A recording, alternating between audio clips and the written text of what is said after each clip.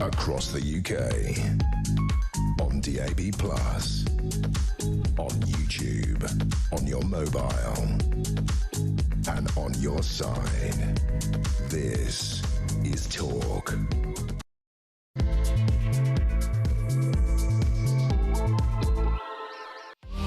Well, a very good evening. This is Talk. I'm Peter Cardwell with you right through until 10 o'clock. We're going to speak to the Deputy Leader of Reform UK in just a second. Richard Tice will be with us. He would be the Business and Energy Secretary if they win the election. It'll be very interesting to see what he thinks, not just about his big speech today, but about Mandelson, about these incredible allegations that apparently the police arrested him because they thought he was going to fly to the British Virgin Islands and escape justice. Very interesting to that has just emerged in the last few minutes. We'll talk about whether the files will actually be released soon, especially when, as before Keir Starmer leaves office. We'll talk about that. We'll talk about Shamima Begum plotting a return to Britain using people smugglers, and one of the biggest items that is being taken by shoplifters now in anti-theft boxes: chocolate. Bars of chocolate for £2.60 apparently now in these boxes. We'll talk to Ben Judah, who's a former special advisor to David Lammy when he was Foreign Secretary, about the Chagos deal. What actually happened? Why did they come to the conclusion that we had to give away the Chagos Islands? Ben will bring us through that. I'll be putting a number of different points to him that have come up over the last little while in regard to people saying we can actually get out of it because of different treaties. We'll talk about NHS waiting list nightmares. A 97-year-old woman found dead on the floor of her home after being told she would have to wait 10 days for an ambulance for a suspected hip break. We'll also talk to the former beefeater who was told pay 16 grand in order to have an operation or wait more than 2 years. We'll talk to him about all of that. So much to discuss. It's also the 4th anniversary of the Ukraine war.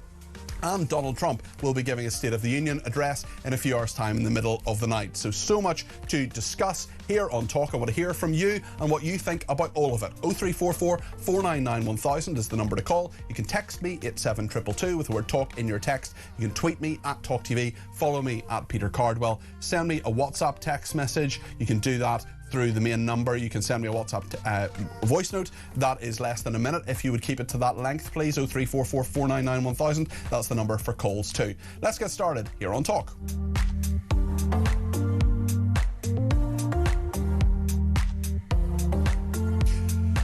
Well, Richard Tice is, of course, the Deputy Leader of Reform UK. He would also, if they win the election, be the Business and Energy Secretary. There's quite a big ministry that would be put under him. That's Reform's plan, combining various parts of the state. Richard Tice will join us in a second, but let's just take a look at a little clip about his views on energy from his speech this morning. If we now maximise oil and gas production like we used to in the past, we use that energy treasure from under our feet, whether it be offshore or whether it be onshore. And what about being patriotic about it? What about saying Lincolnshire gas for Lincolnshire jobs for Lincolnshire growth, Yorkshire gas for Yorkshire jobs, Yorkshire growth? It's our patriotic duty to use our energy treasure. That's the difference. If we do that, then we can again reduce bills, reduce the cost of living, and therefore everybody has more money in their pocket at the end of the week. Richard Tice speaking in Birmingham this evening. He's back in London now and joins me. Richard, good evening. Very good evening to you, Peter. Richard, you have said today let's have a great repeal bill that ditches daft regulations, scrapping net zero, scrapping electric vehicle mandates, scrapping new employment rights rules. I want to talk about that in a second. Scrapping new property rental rules, all well-intentioned but kill jobs, hinder growth, investment and prosperity. This will all help lower inflation and bring down bills for consumers. That would be a major radical shift. I know that's what you want to do and that's what you diagnose as a lot of the problems in the UK at the moment, but Labour have said you formally declared war on British workers. Nigel Farage and his cronies want to rip up hard-won workers' rights on parental leave, sick pay, and would cut up to 1 million clean energy jobs in the process. Reform have revealed whose side they're on, and it's not working people. What would you say to that?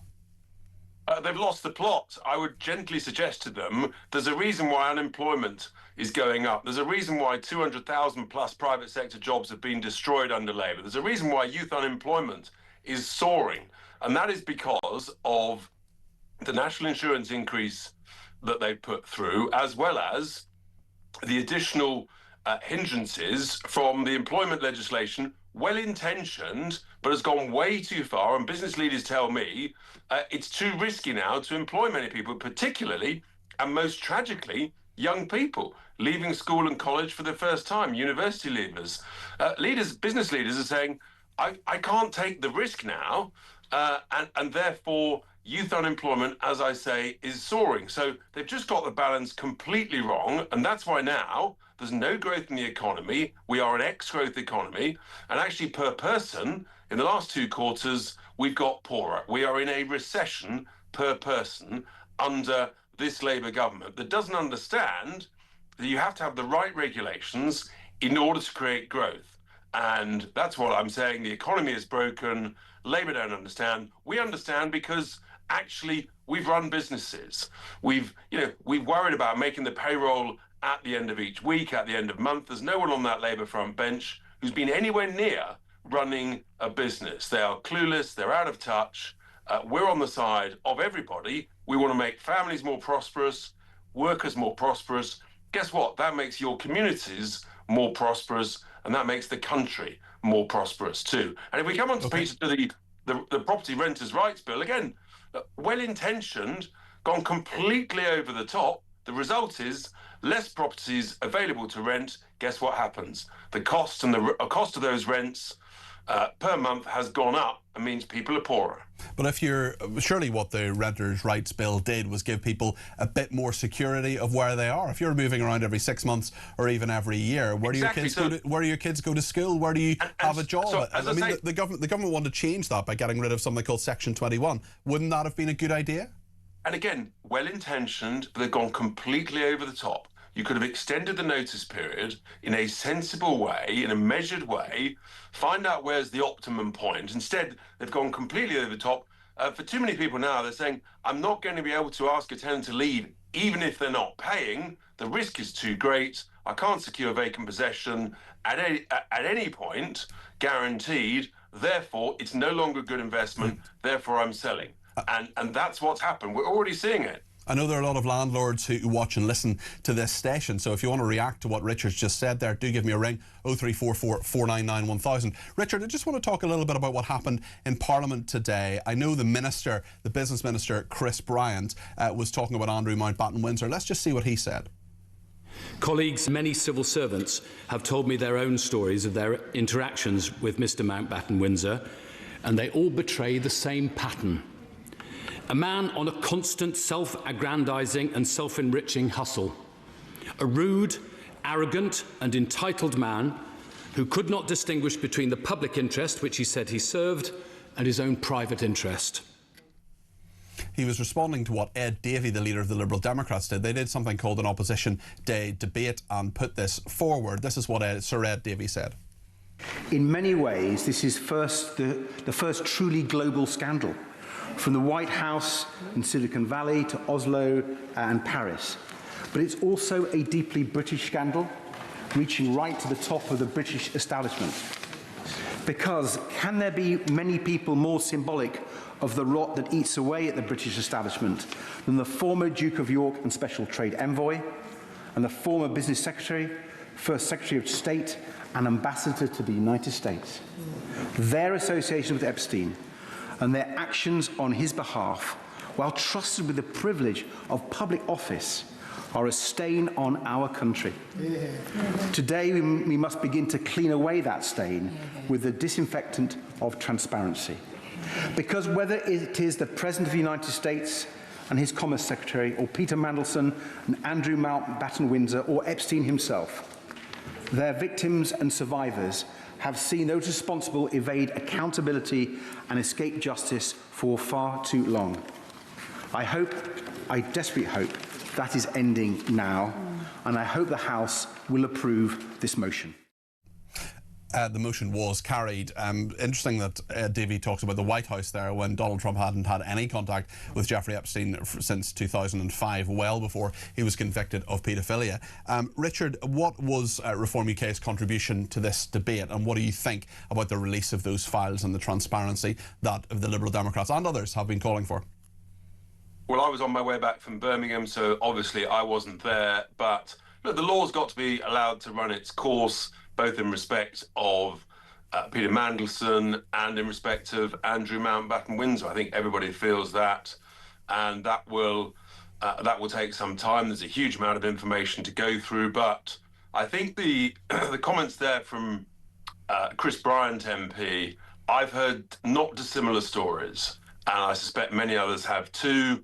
It's a very bad pattern, and it's a very sad pattern, frankly, because the royal family overall does so much good, so much to be proud of. It's one of our great foundation stones, particularly under the late Queen. It's a huge sort of marketing and tourism sort of key to the United Kingdom, and it's being damaged by the actions of one man. And in a sense, that is sad. Hopefully we'll get through it as a nation and move on. And of course, lessons always have to be learned. You would be the Trade Secretary. You would be taking over the ministry that Chris Bryant is part of. Do you see the continuation of trade envoys under your time if you were to get into government, Richard? Well, I think what we've got to do is have a really, really good team of business-minded people helping ensure that we get the most trade, the right trade, but also have a clear-eyed view on the British national interest, as opposed to this government was wanting to cozy up to the EU again and surrender our hard-won Brexit freedoms. And we need to be very clear, under my leadership, this department would be renegotiating lots of things with the EU. And the other thing that I mentioned this morning in my speech was the creation of a huge British sovereign wealth fund. It'd be in the top 8 in the world, along what does that the actually mean, Richard? I think a lot of viewers listeners won't quite know what a sovereign wealth fund is. Yeah, a sovereign wealth fund is a fund that is essentially owned by the government, therefore owned by the taxpayer, that is able to back great British companies, primarily those listed on the stock markets in the UK and elsewhere, back British products, buy British products, promote Britain in every way, but also it could have an allocated sum that can be building hundreds of thousands of additional affordable homes for British workers, British veterans, building more health facilities and the like, getting long-term sustainable returns, the sort of thing we'd see from big Canadian pension funds and the like. We just haven't done that properly. What we've actually got, and we can create this £500 billion sovereign wealth fund out of by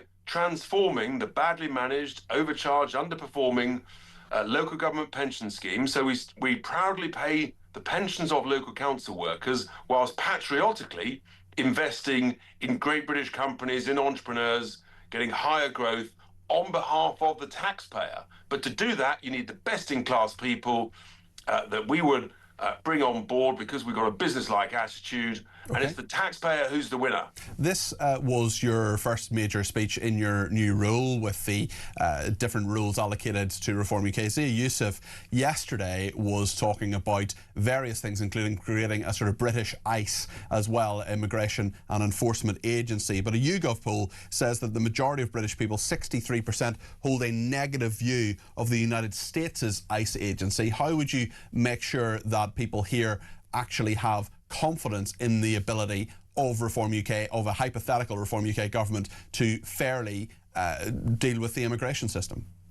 Well, the British people have already got confidence, which is why we're leading in over 200 national polls. We will do things in the right British way, but also the vast majority of the British people want to detain and deport people who've come here illegally.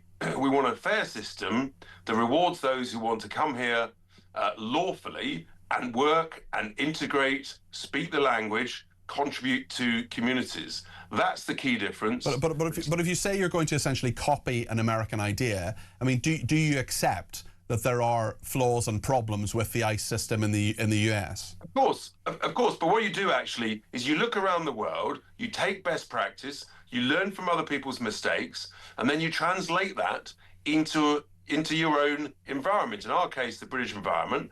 And we can work out what's worked well, what's actually been done badly, what we're doing across the whole range of policies that we're doing. I look at the companies, for example, the countries that have the best sovereign wealth funds, as I've just been talking about, across the whole piece. If we get the best of different countries what they're doing on individual different areas, then actually we can be ambitious and optimistic and have the best of the best. Wouldn't that be fantastic? I just want to ask you about the Gordon and Denton by-election, without saying the name of your candidate, if you wouldn't mind, otherwise I have to read out the names of every single candidate. What do you think is going to happen? I don't know. I just know that there's a lot of hard work being gone on, I'm sure, by all the candidates. There's 2 days to go, and I suspect that I just don't know, Peter, but on the basis that every side thinks they might be able to win, that could mean it's going to be very close. Yeah, well, it'll be very interesting. I think it'll be a contest between Reform UK and the Green Party. It'll be very interesting to see how Labour does. Obviously, the Liberal Democrats and Conservatives have much less of a chance in that constituency. Richard, thank you for speaking to us this evening. Appreciate your time. That's Richard Tice there, who is the Deputy Leader of Reform UK. And he is, of course, now in the role now of their shadow business, trade and energy secretary, as well as they call it. Certainly, that is the idea is to create a brand new Office of State, the Department for Business, Trade and Energy, which would happen if Reform UK were to win. Ryan says, I'm a trapped landlord, Peter. No first-time buyers to come into the market to offload my rental flat, and an unprofitable business model after Tory tax changes to disallow interest offset, and now 40% tax plus now Labour 8% national insurance on turnover. Renters' rights is the least of my problems, says Ryan. I certainly know that a lot of landlords are not happy. If you're one of them, tell me why and what you think about what Richard Tice is saying there. Could what Reform UK do actually help you, or would it just add more regulation? Well, they want to take away regulation, but actually, as Ryan says, what Reform UK are proposing are the least of their worries. We're going to talk about Lord Mandelson next. Extraordinary claim this evening that the reason he was arrested was because he was apparently a flight risk. This was a rumour that was reported to the Lord Speaker. So obviously the Speaker of the House of Commons, there's a Lord Speaker as well, and the point, a guy called Michael Forsyth. So the point is that the allegation anyway is that Mandelson was meant to go for a voluntary interview early next month, but he was lifted because of this report anyway that he was a flight risk. He denies that, his lawyers deny it. It'll be very, very interesting to see what happens with that. Could he have a case for wrongful arrest, even though what he's arrested for he may be charged for? Very, very interesting. We'll speak to barrister and writer Stephen Barrett in just a second on all of that. I want to hear from you too. Lift the phone, let me know your thoughts. 0344 499 1000. Stay with us.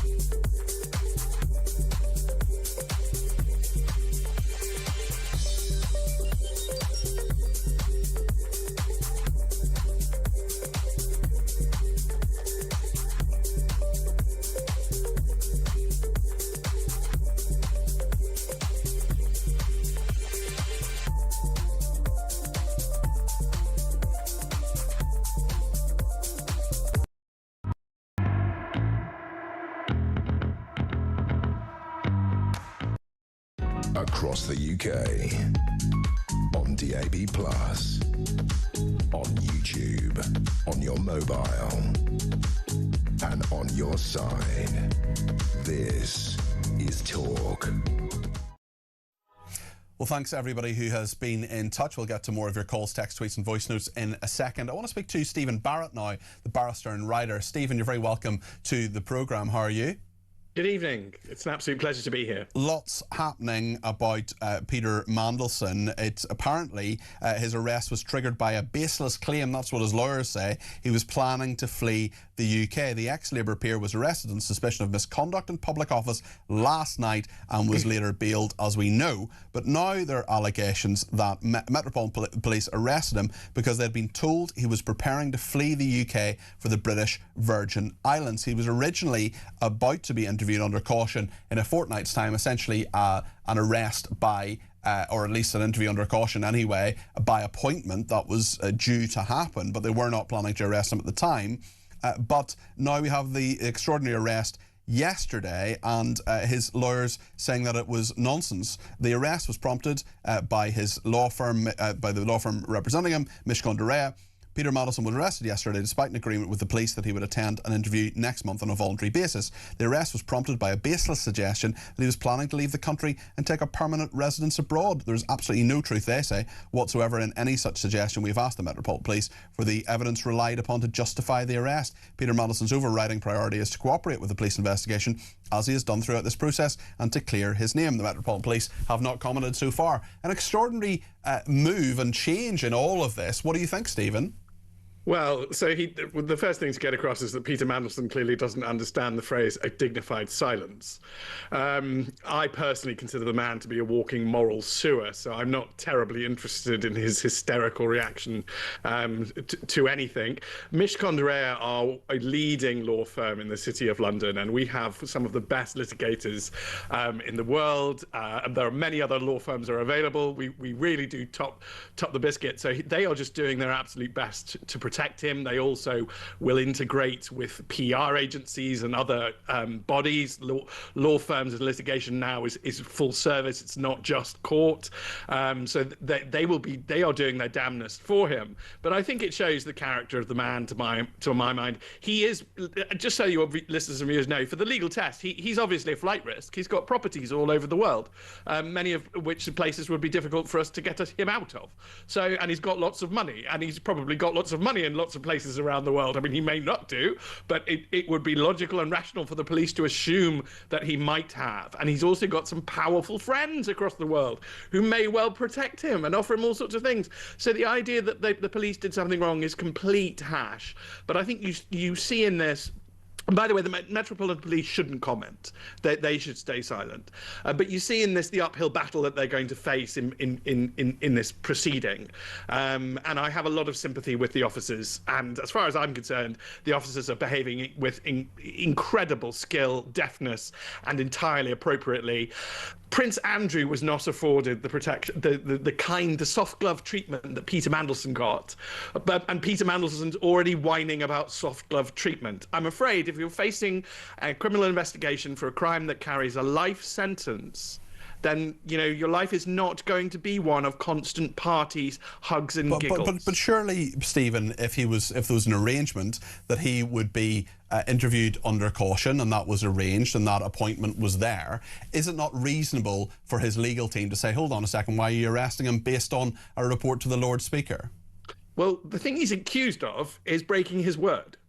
So I don't think that we should castigate the police for not wholly taking him at his word. I mean, that just seems rational to me. And again, I cast no aspersions on his word. It's just that if I were the police dealing with this, I would not take him at his word. Because, again, if you take him at his word, you just go, oh, well, he's innocent then and nothing to see here. This is not the point of a police investigation, to kowtow to his wishes. I suspect this man has had a rather gilded life for a very long time and is now crashing into reality, and he simply can't deal with it. How does it work procedurally, Stephen, if we're in a situation... I don't disagree with anything you say, by the way. How does it work procedurally if we find out, if the Metropolitan Police supply the evidence they were given and they said actually it was just the basis of someone doing a bit of, stirring the pot essentially, and saying that, oh, well, he might flee to the Virgin Islands. The Lord Speaker's office may have told the police that and the police then acted. Is there any way he could sue for wrongful arrest, for example? No, I really don't think so. And I don't think the police should get into a tit for tat at all. I think they should maintain that dignified silence that he seems incapable. Do they not have to disclose their evidence when it comes to what their reasons were for arresting him? Well, on his own account, it would be that the Lord Speaker told them that a member of the House of Lords thought that he was a flight risk. Well, I don't know if it's a member of the House of Lords. We know that the Lord Speaker was told, we don't know by whom. But I mean, nobody else. I don't chat to him. I would assume the Lord Speaker would be chatting to members of the House of Lords. Well, I'm sure he does. I'm sure he does, Stephen. But just in point of fact, we don't know who told the Lord Speaker. And I just want to be very clear on that point. I want to be accurate in all of this. We don't know who told the Lord Speaker. Could be a member of the House of Lords. Could not be a member of the House of Lords. We don't know. No, but there are very many good lawyers in the House of Lords. Yep. And if I was in the House of Lords, I would have said to the Lord Speaker, I think Peter Mandelson is a flight risk, because I think he's a flight risk. And I think that's an objective test based upon the fact that he has houses, access to money, and powerful friends across the globe. And there are many places where I'm afraid British justice cannot get you. So I really do not see this as in any way odd. If anything, it took them a while to do it. I mean, and they must have presumably been scared of this reaction.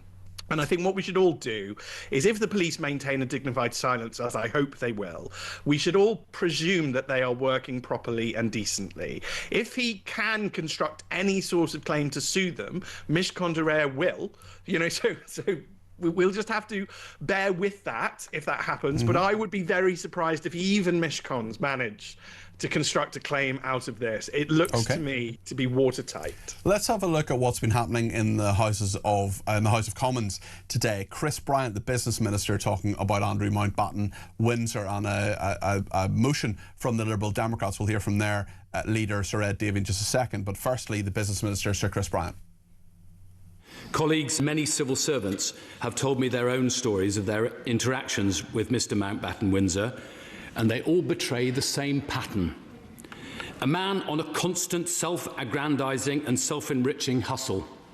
A rude, arrogant and entitled man who could not distinguish between the public interest, which he said he served, and his own private interest. Sir Chris Bryant there speaking in the House of Commons. Let's hear what Sir Ed Davey, the leader of the Liberal Democrats, said on this.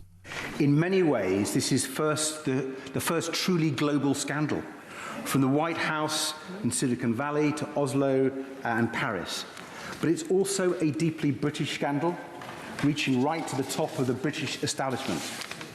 Because can there be many people more symbolic of the rot that eats away at the British establishment than the former Duke of York and Special Trade Envoy, and the former Business Secretary, First Secretary of State, and Ambassador to the United States? Their association with Epstein and their actions on his behalf, while trusted with the privilege of public office, are a stain on our country. Today, we must begin to clean away that stain with the disinfectant of transparency. Because whether it is the President of the United States and his Commerce Secretary, or Peter Mandelson and Andrew Mountbatten Windsor, or Epstein himself, their victims and survivors have seen those responsible evade accountability and escape justice for far too long. I desperately hope that is ending now, and I hope the House will approve this motion. And they did. That has gone through, and more details and more documents will be revealed. What do you make of this, Stephen, especially the convention in the House of Commons anyway, so that members of the royal family and their conduct are not actually discussed, certainly not criticised anyway, and now we have a ruling that Andrew Mountbatten Windsor can be discussed in this and criticised to a huge degree, including by those two men? I honestly see that as part of the evolution of the Constitution. I have a lot of respect. I have huge and crippling levels of respect for the late Queen, and I would watch the Queen's speech, and I would stand in my own living room throughout the entirety of the Queen's speech. She, to my mind, won that respect from me. She absolutely demonstrated the right to that level of respect. Do you still have that level of respect, Stephen, no. given what we now know about what she must have known about Andrew? I don't think it's necessary. Oh, well, for her, yes, because I just nothing's going to shake that, I'm afraid. Okay. But that's a very personal matter. But I don't have the same respect for Charles, regardless of this. So I don't think I watched the King's speech this year, and if I did, I certainly wouldn't have bothered standing. As far as I'm concerned, we as a society are much healthier when respect is earned. Unearned respect is probably what got us into this mess. Prince Andrew has probably had an awful lot of unearned respect for a very long time. I'm very willing to believe that he's not a terribly nice man. I also happen to think that Chris Bryant demands respect that he hasn't earned. And I think Ed Davey demands respect that he hasn't earned. And I do flag up the post office scandal with him. I think if we have a major problem. What does Sir Chris Bryant not command your respect? Well, the man was photographed in his underpants, and I think that's just ridiculous. Does that mean you shouldn't respect someone?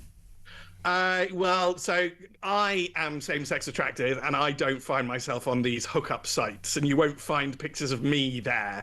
And actually, maybe you can call me a prude, but maybe I just don't respect people who end up on that type of a website. I mean, over 60% of people find love online. It may not be in that particular way, but should we be sniffy about it?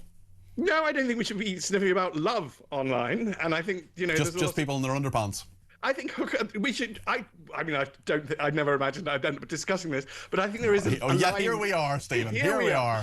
There is a line, I think, between hookup sites and legitimate online interaction and online dating. So I'm not damning all online use. But personally, and he doesn't. I mean, he tends to cry the rule of law at the drop of a hat, and he tends to not be able to see or criticize Labour people. So I don't have personal respect for him.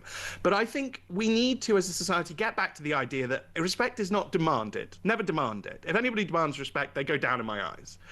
Respect is earned, but it is capable. It's possible for people to earn respect from across the political field. There are people I respect deeply in the Labour Party. Graham Stringer is a fellow MP of Chris Bryant in the Labour Party. Absolutely deeply honourable man. I got to shake his hand. I was actually quite touched. And there are people across the political spectrum who I deeply respect because they have earned it. And I think we're a better society when people earn respect, when they are worthy of it. I think it makes it better for all of us. Andrew Mountbatten Windsor, I think, is being used as a bit of a smokescreen, a bit of a distraction from the fact that maybe a few of them are a bit sniffy, and maybe we should just go back to a society where, regardless of political party or belief, everybody, every MP certainly, and every member of the House of Lords earns respect. I think that would be better if we did that. Yeah, it's interesting, actually. We've just been hearing that Yvette Cooper's done an interview with Sky News where she calls Andrew Mountbatten Windsor vile, and what was in those emails vile as well. We'll hear a little bit of that a bit later on in the programme. Stephen, for the meantime, stay where you are, because we're going to discuss whether Shamima Begum is on her way back to the UK, and Stephen's going to guide us through the legalities of that too. Stay with us here on Talk.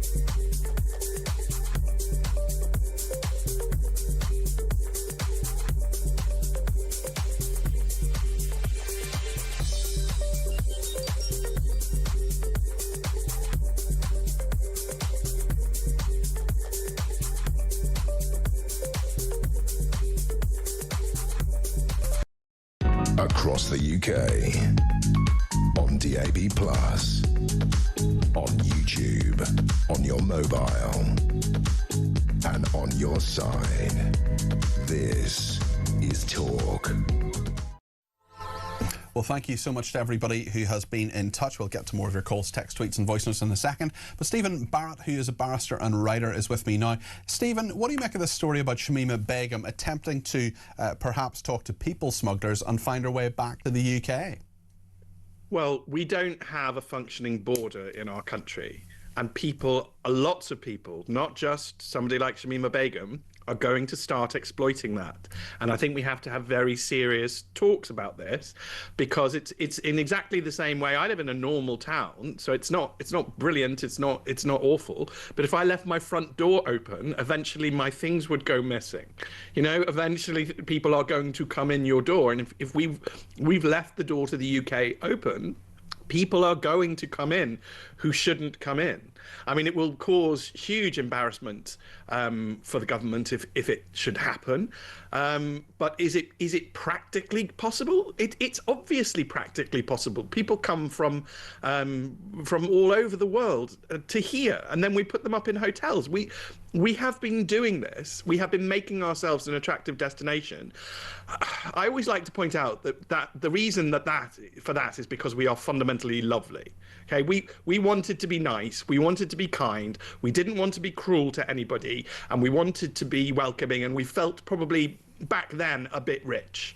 So I think when people go off about this, they forget that maybe we just thought we were being good. But what we've done is let an uncontrollable amount of people come into the country. That then became a war with maths.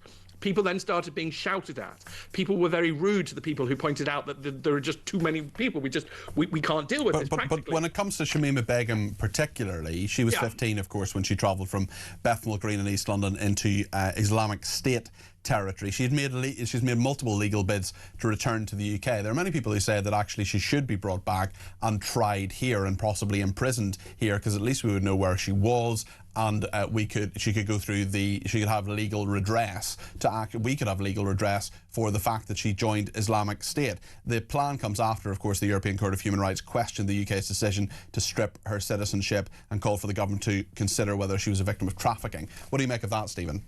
Well, the ECHR should not have made that public pronouncement. If it wants to be taken seriously as a court, I personally don't take it seriously as a court, but if it wants to be taken seriously as a court... We have to, though, don't we? We're signed up to it. We are signed up to it for now, Peter. We can always change our minds, and I think I'm already public on us calling us to leave the ECHR. But a proper court would have simply stayed silent. Our courts have dealt with this, and she's failed. Where I disagree with the courts is only that I think fundamentally it is a political question. And I think if enough people got together and wanted Shamima Begum back, and then that was in a manifesto and a government wanted to do that, then I think that should be perfectly allowable. In exactly the same way that if enough people don't want her back, then she should stay, effectively banished from the realm. This is very much, a political decision. I don't really see it as a fundamentally legal decision.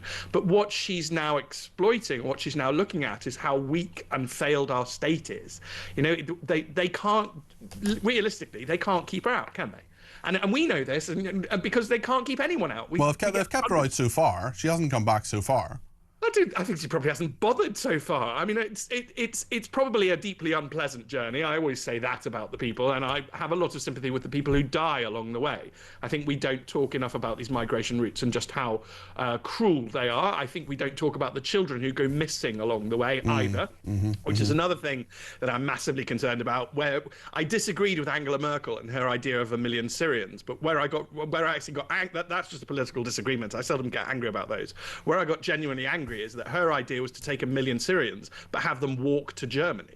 It's like, send some boats. If you think you want to take 1 million Syrians, you send some ships, okay? You can commandeer some ferries and just get them to you. And I think we don't talk enough about how this is very abusive on the people who make the journey. I think it is very damaging to them and their mental health. But it's just, that's another reason to stop this, to cut migration. Okay, Stephen, thank you. That's Stephen Barrett there, barrister and writer. Bob in Cheltenham has been in touch and says, whilst I'm not one to defend Mr Mandelson, it is highly unusual for the police to offer a voluntary interview under a caution to a person and then to conduct a surprise arrest. There would need to be credible new information to justify this action. A cynic might question whether the police decided to act in this way to cause unnecessary embarrassment and to get some positive press attention for the police force. Celebrities and well-known individuals with deep financial resources and international friends are always a flight risk. However, courts will balance this with the unlikelihood of someone so well known going to ground and evading the criminal justice process. Great show, Peter says, Bob in Cheltenham. Well, thank you for that. A very interesting tweet has been sent to me by a viewer as well, saying, so Mandelson had been granted the privilege of an appointment with the police in a few weeks' time while a former prince got the full Cliff Richard treatment. Jules says Stephen Barrett is absolutely spot on and took the words out of my mouth. Neither Bryant nor Davey standing in Parliament and pointing self-righteous fingers, that is laughable. Neither have earned respect and neither should throw stones given their own glass houses. Thank you to Lee. He says, unfortunately, Peter, the public have no respect for politicians because they have no respect for us. Damon in Wigan has been in touch and says, what must the rest of the world think of the United Kingdom at this moment in time with the Andrew and Mandelson scandals? And both men, of course, have admitted no wrongdoing. Damon's done my work for me, so thank you for that. I think this is a very low point in the political system and for the royal family, says Damon. But the question is, why do people in high office automatically think they can break the law without consequence? Thank you, Peter. And another person, Dawn in Chelmsford, says, Richard Tice has highlighted bizarre decisions by this government. When you were an advisor, did you ever say to a minister, this is not a good idea? Yes, I did, frequently. Sometimes they listened to me, sometimes they did not, let me tell you. Sue says, I agree with Stephen Barrett. I expect more gravitas from people in positions of power and responsibility, so that excludes them from posting images online of themselves in underpants. Bad judgment, but that is indicative of the majority of this government, says Sue. Lots to discuss on all of this. Stay with us. We're also going to be talking about why chocolate is being kept in anti-theft boxes as shops warn it's being stolen to order. We'll speak to the British Retail Consortium. I want your views on all of this. Let me know your thoughts. 0344 499 1000 for calls and voice notes. You can text me 87222 or use the main number to send me a WhatsApp text message as well. 0344 499 1000. Stay with us.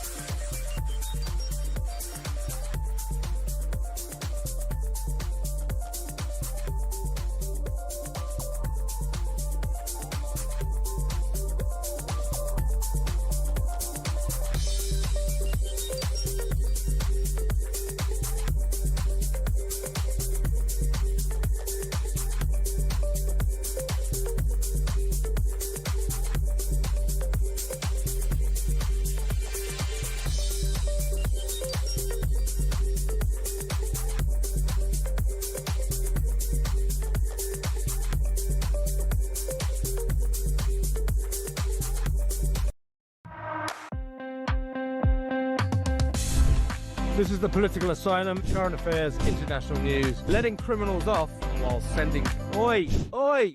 You shut up! I'm trying to record something. Stand by for 3 powerhouse hours of breaking news, challenging views. I don't give a flying damn about international law. I think people will viscerally reject this. We're with you every weekday night, Monday to Friday, 7 until 10 p.m, right here on Talk. Across the UK, on DAB+, on YouTube, on your mobile, and on your side. This is Talk. Thank you to Angela, who's listening in Switzerland. She says, I can't watch anything about Shamima Begum. It's too disgusting. She should be doing life in jail for murder, preferably in Syria. So thank you to her for that. I want to talk about chocolate now. It's been kept in anti-theft boxes as retailers are warning it's being stolen to order. Sainsbury's have said it's begun using boxes on products which are regularly targeted, with £2.60 bars of Cadbury dairy milk locked up in one London branch. You can see that on the screen there if you are watching online, or if you're watching on YouTube or on your connected device.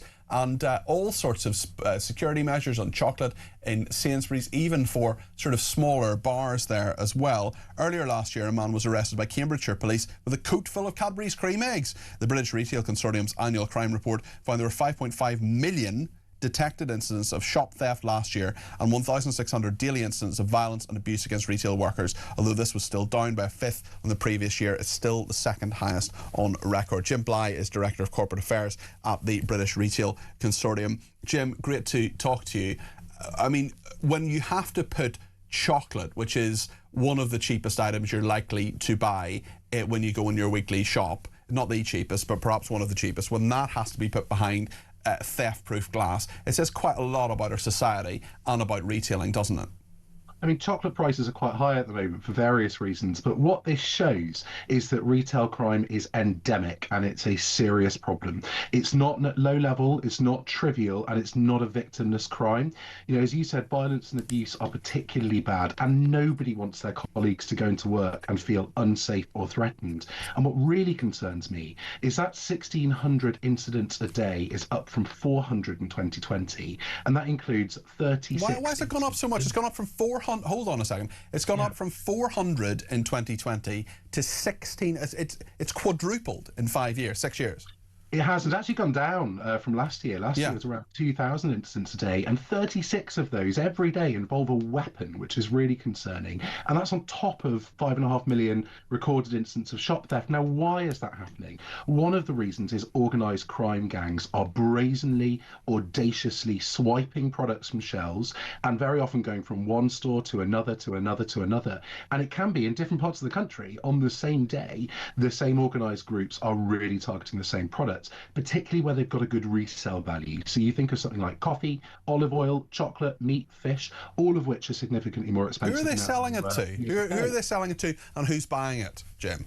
Well, it appears all over the place. It appears directly sold. It could go to pubs or restaurants who unwittingly will be buying illegal stolen products. You know, what's really how unwitting is it?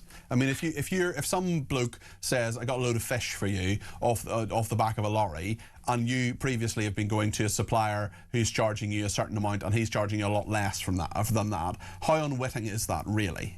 I mean, that is a really good question. But, you know, what we've got to do is stop the issue at its source. And that means that police need to continue to step up, tackling organised crime. Continue to step up. Are they honestly stepping up at the moment, Jim? If there are 1,600 incidents of shoplifting every day at the moment, four times as many as 6 years ago, are the police actually stepping up, really? I mean, these shoplifters think they can just get away with it because they can. A couple of things here, I think. First is about reporting. You know, 13% of retailers say that they're confident that the police will actually do something about any reports. And so only 15% of crimes are actually recorded. You know, this is where the police have improved. There have been partnerships. There's been a lot of investment and time going into tackling the problem, but it's clearly not improved enough. And so, you know, not enough incidents are being reported because shop workers simply don't have confidence that the police will do anything to chase down the perpetrators. So the real number is probably a lot higher, Jim. Almost certainly that 5.5 million recorded incidents of shop theft is the tip of the iceberg, and that costs industry £400 million a year on top of the $5 billion that retailers have invested in 5 years on security measures. Talk about those security measures, because a lot of I've done an aspect of this story before when it comes to security guards who are often told, don't endanger yourself, don't intervene. Simply act as a deterrent, but actually if someone's lifting something, just be cautious because they could have a weapon or something like that. What is your understanding of that, Jim? Absolutely. I mean, if you think of the different measures that retailers brought in, security guards, we've all seen those in stores around the country, CCTV, body-worn cameras, security tags, anti-theft. Now, this has made an impact and reduced the amount of theft from stores. But one of the really interesting challenges is that, you know, we don't want any of our employees to feel unsafe at work. And if they're challenging people, very often if you're challenging somebody for age verification, if they're buying cigarettes or alcohol or even knives, that's the point at which violence and abuse comes in. You know, we don't want our employees to feel threatened at work, and so we say to them, please don't tackle this problem because it could well get worse. But there's also training that goes on to try and de-escalate. But if you're telling them, Jim, not to tackle the problem, and there's no backup from the stores and there's no backup from the police because they're not investigating these things properly, and essentially those employees, I totally get where you're coming from. I'm not criticizing you, Jim. I'm simply saying if you're telling people, and I totally understand why you're doing it, but if you're saying don't rock the boat, surely the point is if they do rock the boat, they should be in some way empowered to do that. Their bosses should empower them to do that. There should be backup there, and ultimately that should be backed up by the police. So this is the whole system the whole way through. You're dealing with the people who are on the front line, who are standing behind the counters and are challenging those people. But if you don't feel confident at that sort of key point, at that face-to-face point, and everything else behind it is falling away too. I mean, this is a big systematic problem. And if I've seen it myself. Shoplifters just come in, they just lift stuff, they go out, they know nothing's going to happen. Absolutely. And that's the critical issue. You know, we can train our employees, we can train security guards, we can train in de-escalation and safety procedures, but fundamentally, we don't want to have them compromised because they're tackling somebody nicking chocolate off shelves. But this is where the police come in. Theft is a crime, and police really need to step up to tackle organised crime in particular, to stop this at its source and to stop the supply chain up to hospitality or restaurants or wherever it happens to be, which are getting hold of these legal items as well. I mean, it sounds like I'm blaming hospitality here. I'm really not, because there clearly is an aspect of having a role to play here, because if you're not asking too many questions about where you're getting the food from, no matter what that food is, whether it's a bar of chocolate or an expensive piece of steak or something like that, well, then those particular businesses are under a lot of pressure, yes, but you should not be buying stolen goods. I mean, it's our responsibility as businesses to procure our stuff from legitimate and valid sources. And I'm sure that goes on in the vast majority of places, vast majority of businesses, but we can't stop that everywhere. But this is where organised crime has to be tackled, because that is the driving force here and the driving problem. You know, it was really good that government in its crime and policing bill is bringing in a specific standalone offence for assault against a retail worker that comes with a specific standalone punishment. What is the punishment, Jim? Prison. Up to 6 months in prison. Okay. But also they've reduced that threshold. There used to be a threshold of £200. So, you know, if you went into a store and you nicked £200 worth of stuff, then you probably, in all likelihood, wouldn't be prosecuted. That threshold is now going in the coming months, and we hope that has a lasting deterrent effect. So what looks like small amounts of crime, but cumulatively adds up to hundreds and hundreds of millions of pounds, people will know that if they perpetrate crime, then they will receive punishment, as long as the police are chasing them down and taking their part of the bargain, just as we're investing in our security and in our staff. So what advice would you give someone starting out in retail now? Because there are, of course, so many different ways people can shoplift things. There are lots and lots of, I mean, have the price points, the tills, the self-operating tills, have that exacerbated these things because there are fewer staff around? I mean, what advice would you give people who are starting out? There's not a huge amount of evidence that has increased crime. I mean, very often retailers I talk to say they don't put all their stock out on the shelves. They'll put some stock out and then refill it, replenish it more often. So, you know, if somebody does swipe off a whole load of chocolate from a shelf, for example, then, you know, you're not taking too much stock there. Having security measures in place, putting CCTV cameras in, using facial recognition, adding security tags and barriers at doors, all of those things make a difference, all of which cost money. So if you're starting out as a new retail store, you need to find the investment as part of your business cost to make that happen. And all businesses in the retail sector have cumulatively invested $5 billion in 5 years, and that's bringing down these numbers ever so slightly. But as you said at the outset, we're still the second highest record level of violence and abuse against retail workers, and that part is particularly concerning for the young people, for the part-time workers, for everybody who works in our sector. Jim, thank you. That's Jim Bly there. He's Director of Corporate Affairs at the British Retail Consortium, painting a pretty terrifying picture there. Have you seen this? Have you seen people shoplifting? Have you seen people lifting things, getting away with impunity? And what do the stores actually do about it that you've been in? I'd love to hear from you. 0344 499 1000. Lenny in Ashford has given me a ring and has a thought on this. You're very welcome to the programme, Lenny. What would you like to say? Good evening, Peter. Hi there. Yeah, well, I truly believe that we've got a police force that's not fit for purpose. And I think that a lot of security guards are trained better than the police. So I think that if you've got trained security guards working in the shop, they should have the power to restrain the shoplifters until the police get there. But they often don't do that, do they? And they often worry about... Well, they never do it. Well, they worry about the being assaulted, being knifed. You know, there are lots of ways in which even the security guards can act as a deterrent necessarily, Lenny, to some degree, but also they could be assaulted too. Yeah, well, my idea would be to give the security guards the permission to put them in handcuffs. I mean, I'm not against that necessarily. Do you think that would act as a deterrent, Lenny? Well, certainly. I mean, at the moment, when you've got someone that can walk into their shop, help themselves and walk out without being stopped, Of course, it's a thief's paradise. Have you seen it happen yourself, Lenny? No, I personally have not. I can't say I have. Okay. Listen, thanks for your call, Lenny. Appreciate that. That's Lenny in Ashford there. And Rob in Christchurch says, simple solution to shoplifting. As you enter a shop, £100 taken from your debit or credit card, then refunded as you leave. No issue regarding affordability, as you'll only be charged for what you actually buy. Queues but no theft, says Rob in Christchurch. What if you don't have 100 quid in your account? That's a question too. Stephen Milling says, I've just realised you're on air. Peter, bad time for me as Master Chef in the Great British Menu Room. Best of luck anyway, buddy. Break a leg, says Stephen. Fine, Belfast. Thank you, Stephen. Perhaps we can tempt you away from those with our excellent discussion. Another point on Shamima Begum from Jay in Enfield, who's been in touch. Jay, you're very welcome to the programme. What would you like to say? Hiya.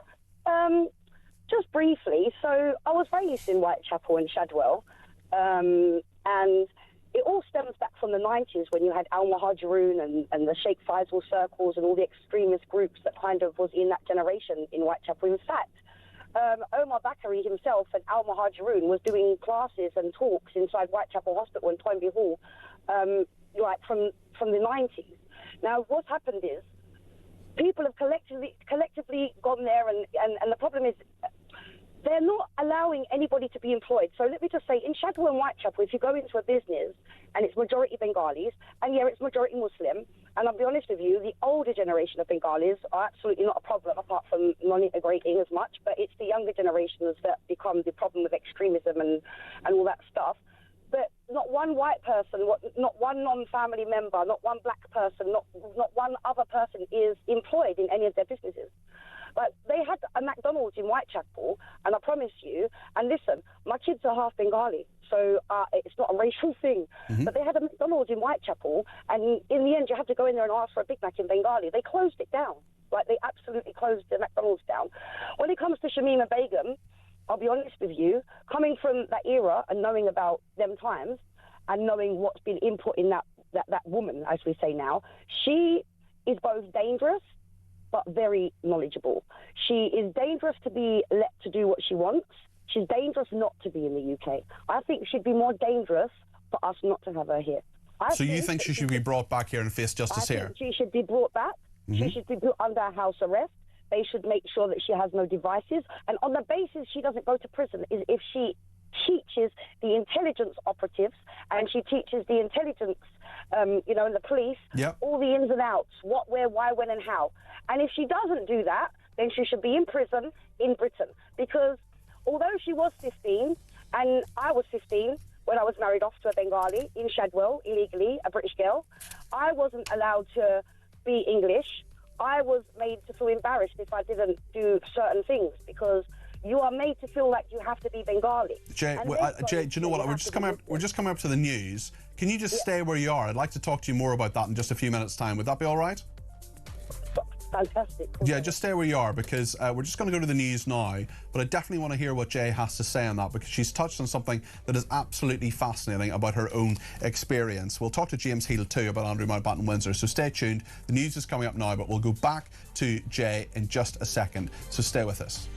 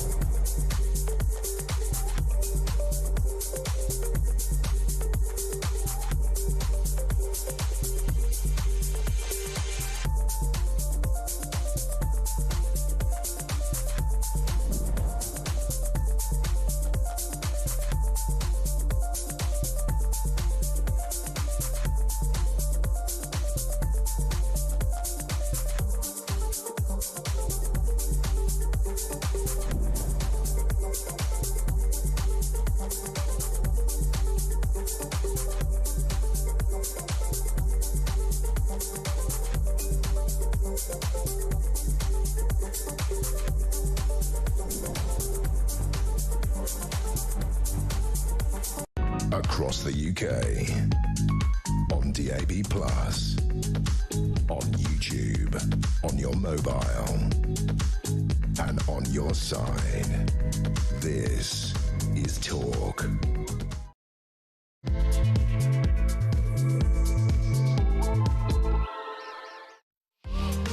Well, thank you so much to everybody who has been in touch. We've got Jay on the line. We're going to go back to that in just a second. Meanwhile, Yvette Cooper has been talking about Peter Mandelson. The Foreign Secretary says that what he has done and the emails that have come out are vile. We'll talk about that and what has happened in Parliament. We'll also be speaking this hour to a former advisor to David Lammy. He's left David Lammy now, and he will tell us all about Chagos and what has gone on behind the scenes. Lots of people very, very interested in that story.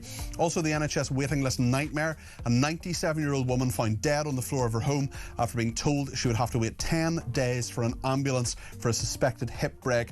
And the former bodyguard to the Queen, Spike, a former beefeater who was one of the guards for the Queen's coffin, who recently had an MRI and X-ray, was told he had severe problems with his body. The cost was too high for him to afford when he was told £16,000 would sort it out, or he could wait for 2 years. Lots to discuss. I want to discuss it with you. 0344 499 1000. You can text me at 72222 with the word talk in your text. You can tweet me at talkTV. Follow me at Peter Cardwell.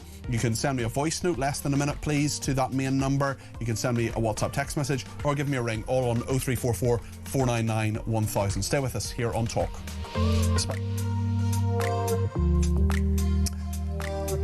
Well, Jay is still on the line from Enfield. Jay, thank you for your patience. We just have to do the news at the top of each hour. Tell me more about being married off at 15.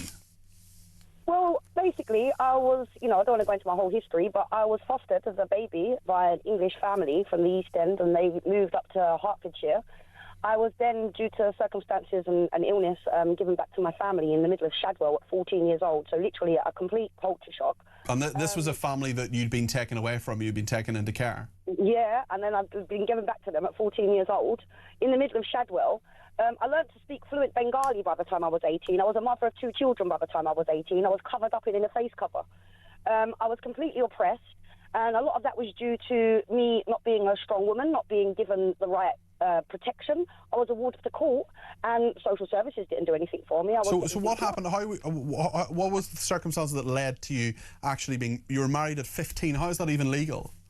Well, it's not. That's the whole point. So when I basically, I had if I was to describe my foster family, it would be the Waltons, and I still love them.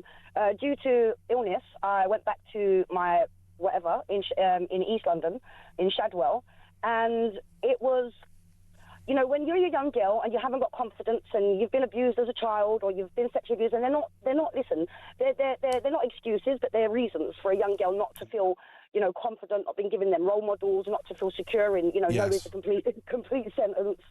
And you're in a family that, you've never been loved by, a complete culture shock. It's very easy for people to say, look at us, we're a community, we eat together, we love each other, be a Muslim. So you were drawn into that, Jay, were you?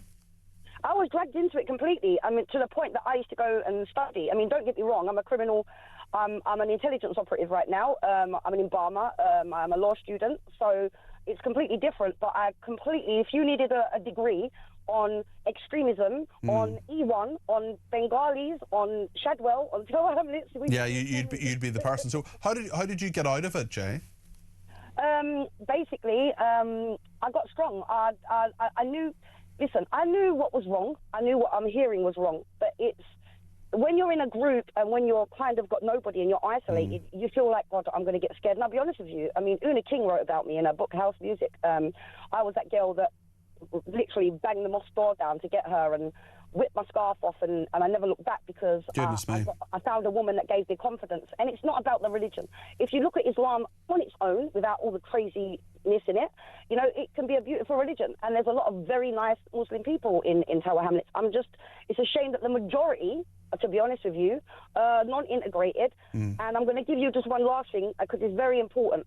The likes of Lutfur Rahman and the likes of Sadiq Khan, the only reason they're staying in power is because the majority of people that can't even speak English, that do not know democracy, that don't even know about political parties, are voting for them. Okay. There needs to be a law that says, you know what, answer these 4 questions randomly in English, please, before you have a right to vote. Otherwise, you don't understand democracy. Well, it's interesting, Jay. We're certainly talking about that in regard to Germany yesterday. Fascinating to hear your story, and thank you for giving me a ring. That's Jay in Enfield there, 0344 499 1000. She rang in, and if you've been affected by any of the issues that she talked about in that, please go to talk.tv/helplines, where you'll find lots of resources for organisations that you can contact.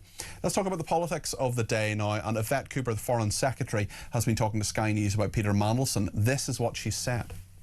As a woman at the top of the government, seeing this unfold, seeing the emails between Mandelson and Epstein, there's one when Mandelson asks Epstein how freedom is feeling, and Epstein replies she feels fresh, fruity and creamy, or sorry, fresh, firm and creamy, and Mandelson replies, naughty boy. I mean, how do you respond? Just vile. I mean, it just makes me so angry. Look, I'm not going to cut across. There's a whole series of police investigations, a whole set of other things, but that makes me feel so angry. James Heal is the Deputy Political Editor of The Spectator. Fascinating development tonight as well, James, that Peter Mandelson's lawyers are alleging that he was arrested, when previously he had an appointment to speak to the police under caution. What do you make of that and what Yvette Cooper is saying, James? Well, I think that Peter Mandelson has done the thing that Andrew Mountbatten-Windsor didn't do last week, which is he's lawyered up. He's got top lawyers, Mishcon de Rare, putting out this statement tonight, suggesting that it was implied that Peter Mandelson was going to be a flight risk somehow. The statement put out by Mandelson's lawyer suggests that the Met Police have somehow maybe gone back on the agreement that they had. He would come in potentially next week for questioning. And I think that it does show that Peter Mandelson is going to certainly put up a really strong fight, and when he's looking at these allegations. And it's another extraordinary development, and there's no surprise there to see Yvette Cooper say those statements publicly. I've heard very similar from Labour MPs, female MPs, privately in Westminster too. I'm sure there are a few male as well. I just want to talk about the Lib Dem motion today. Let's just hear what Ed Davey, the leader of the Lib Dems, has been saying about this. They put a motion forward, it's been carried. Ed Davey, the leader of the Lib Dems, on the Epstein files. In many ways, this is the first truly global scandal, from the White House in Silicon Valley to Oslo and Paris. But it's also a deeply British scandal, reaching right to the top of the British establishment. Because can there be many people more symbolic of the rot that eats away at the British establishment than the former Duke of York and Special Trade Envoy, and the former Business Secretary, First Secretary of State, and Ambassador to the United States?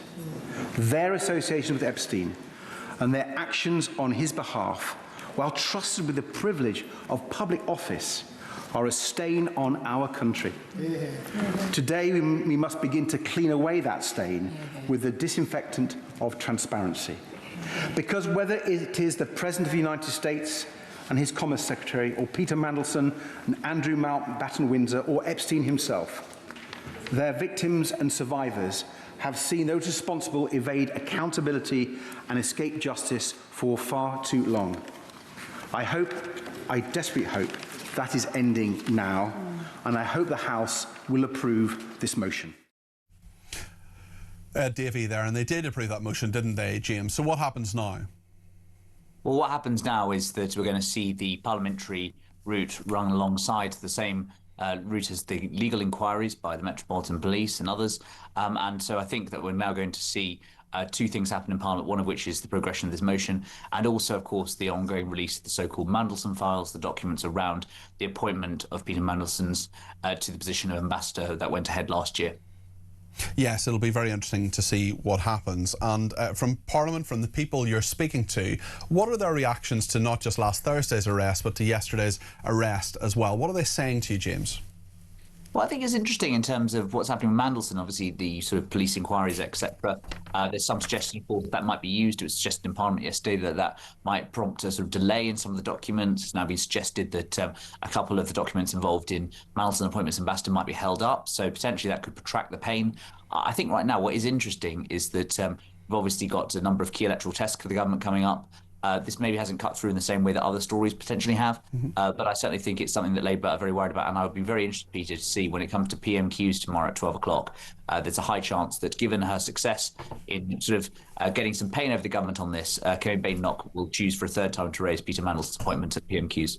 Yes, it'll be very interesting to see what happens there, and full coverage here, of course, on Talk. I'll be in studio with Julia Hartley-Brewer tomorrow at 12, chewing over what Kemi Badenoch says there. From Starmer's perspective, his judgment clearly in question here, and this is just going to run and run as well, James, isn't it? Yeah, totally. I mean, it depends what these documents say. I mean, it could be everything from sort of potentially serious allegations to just sort of merrymaking. You know, you think about the embarrassing text, you think about the stuff that West Streeting proactively got out there before the sort of number 10 machine told them to stop putting them out there. It was things such as this government has no economic growth agenda. Now that's embarrassing. And it's yes, he said that to West Streeting, didn't he? Yeah, exactly. And that is exactly the kind of thing that could come out. So it's a quite wide-ranging document expedition. One Labour MP I've spoken to says it was more of a fishing expedition, but that's what Parliament voted for. And so this story, Peter, is just going to run and run. And again, it goes back to all questions of Keir Starmer's judgment. And this isn't the same as sort of, sort of saying 20 years of lost living standards. This is squarely on him. He made that judgment call, and it's a judgment call he now bitterly regrets. Yes, of course. I wonder if you could just tell us a little bit about Josh Simons, the Cabinet Office Minister, who's under investigation because of the scandal involving two very, very good journalists from the Sunday Times, Gabriel Pogrund and Harry York. We know that Josh Simons is now, I think it's Laurie Magnus, the government's ethics advisor, independent ethics advisor, who's looking into this. Just give us the background to this, James. Yeah, so there's two sort of elements to this whole story, Peter, one of which is about what happened before Josh Simons was elected in 2024. He ran a think tank called Labour Together, which allegedly commissioned a report that looked into these journalists' backgrounds and made a whole series of smears about them. And then the second thing, of course, is the statements that have occurred while Josh Simons was a minister, i.e. in the last few weeks or so.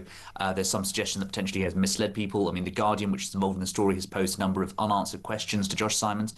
And I think the controversy, of course, is that Sir Laurie Magnus is going to be looking at what Josh Simons did as a minister and therefore focusing on what's happened in the last few weeks. People are saying that's not enough, and actually there ought to be an inquiry into what happened beforehand, before he was an MP and when he was running this think tank. So, but surely that would be outside the remit of Sir Laurie Magnus, because he just looks at ministerial interests and what they do. So that would presumably be perhaps approved by someone else. Precisely, yeah, that's exactly the right thing. And I think some people are calling for the Labour Party to investigate this rather than the PM's ethics advisor, as you say. We don't know how it's going to conclude yet, but I would make the point, Peter, that there's an irony that having had a corruption minister who had to resign over corruption and a police transport minister who had to resign over police transport claims, we've now got an inquiries minister who potentially is having an inquiry into himself. And so I think it's a real embarrassment for the Labour Party, not least, of course, because they've got this big elections bill going through Parliament. And as a Cabinet Office Minister, you'd expect Josh Simons to be leading that charge. Absolutely. James, thank you. James Heal there, who is Deputy Political Editor of The Spectator, with his political analysis there. Frank on shoplifters has been in touch and says, spray them with indelible paint and find them at leisure. That's Frank in Hereford there. Neil in Hertfordshire says, I'm a serving police sergeant in my busy town centre. We focus on shoplifting over the Christmas period. 69 people arrested, 108 charged, 29 ASB notices issued. What is an ASB notice, please, Neil? I do not know what that is. Maybe Dean, the producer, could look up what an ASB notice is. I presume that's anti-social behaviour notice. Is that what it is? Just a guess. The courts don't sentence shoplifters appropriately, and both the Crown Prosecution Service and courts ignore attempts by police to get criminal behaviour orders on conviction. That's Neil in Hertfordshire. It is antisocial behaviour, thank you. Sandra in Barkingside has been in touch. She's given me a ring on 0344 499 1000. Sandra, you're very welcome to the programme. What would you like to say? Good evening, Peter. How are you? I'm very well, Sandra. Hope you are too. Good, I'm good. Regarding shoplifting, I was in my local co-op last year, end of last year, before they started putting locks on the alcohol. And a guy came in, walked in. I was looking for tea bags, which is quite close to the alcohol. And a guy came in with an IKEA bag, filled up all the red wine, walked out of the shop. I was gobsmacked. There was 3 to 4 staff members, and they did nothing. Absolutely nothing. Did they remark on it? Did they look in his direction? I mean, was there anything they did at all? Oh, they were looking at him nicking. They saw what I saw. Yes. Through my eyes. I was gobsmacked. Paid for my shopping, which came to £6 something. Okay. Asked for a carrier bag. They charged me 10p. Yeah. And you just think of the probably hundreds of pounds worth of wine that had just walked out of the shop there, Sandra. And I mean, did you remark upon it to them? Did you say, what are you going to do about it, or anything like that? I asked them if they were safe, if they felt safe, because that was my main concern. Yeah. It's not the first time I've seen people running out of that particular co-op. Right. With baskets full of stuff. Yes. But I haven't actually witnessed it myself. It is astonishing when you see it, isn't it, Sandra? It's pretty jaw-dropping, just the shamelessness of people who do it, isn't it? But they charged me 10p for a carrier bag. Well, that'll make all the difference to their profits, won't it? Yeah, that was my bear bug. That's what I went home with. I was shocked to see shoplifting. Yeah. But the fact that they charged me... I think they have to. I think it's the law, but I know what you mean. It does seem pretty silly. I do know one person in my life, who shall remain nameless, who went to a shop about 5 minutes from where they live, bought all the groceries, realised they'd forgotten the plastic bags, and then just said, I'll actually be back in a minute. Went home, got the plastic bags, came back, put the groceries in the plastic bags, and walked home to avoid the 10p charge for each of the plastic bags. Even if it's 4 of them, it's still 40p. There's a cost of living crisis on, but most of us can afford 40p, it must be said. Ernie's been in touch and says, hi Peter, Shamima Begum has no money to pay people smugglers, and God help us if she has to pay the smugglers in some other way when she gets here. And if someone is found to have helped her financially, they should have the full weight of the law brought down on them. Leslie says, I've been thinking about the Nottingham murders, Valdo Callocane. We talked about that yesterday, and how the families must be feeling. If people had just done their job for which they're paid, their loved ones would be alive. Something is very, very wrong with our society. Yes, there's been a lot of pickup of that today, Leslie, that absolute scandal that so many people in that system were thinking, oh, actually, there are far too many, proportionately, young black men who've been sectioned, therefore we're not going to section Valdo Callocane because of those statistics, rather than actually what he was up to and what his personality and his paranoid schizophrenia actually was. He went on to kill 3 people. Absolutely outrageous. Another on Begum. I said months ago Begum will turn up on a dinghy, and everyone that heard me said they thought it was ridiculous for saying it. Well, it doesn't sound so silly at the moment. Another person says, considering we've absolutely no idea who these people are on the dinghies entering Britain, how do we know Begum isn't here already? She's probably doing a yoga class and enjoying her new phone courtesy of the British taxpayer. Ultimately, we don't know she isn't. Well, we're pretty sure she's still in Syria.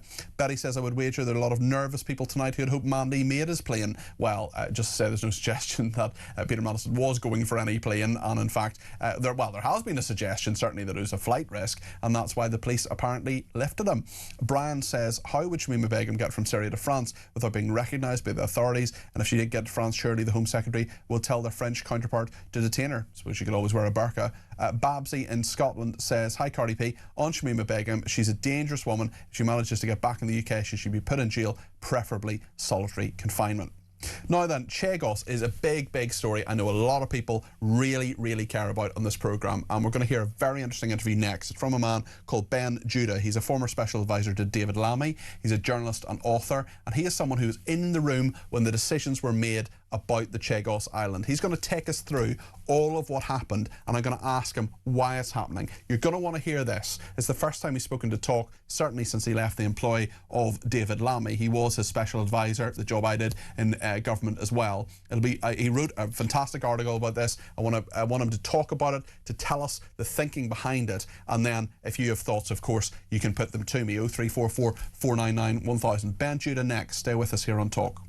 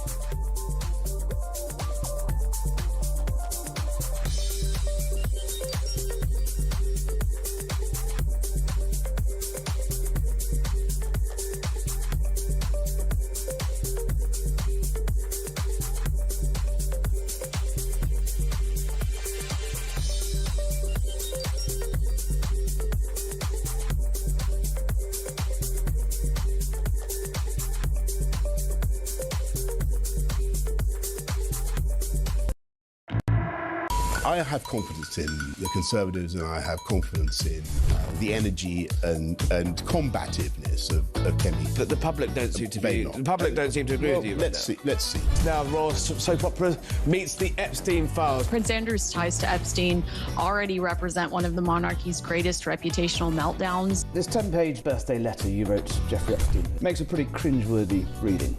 I find them very embarrassing to see. First convicted, first indicted, you continued a business and personal friendship. It was not a business Not a business relationship.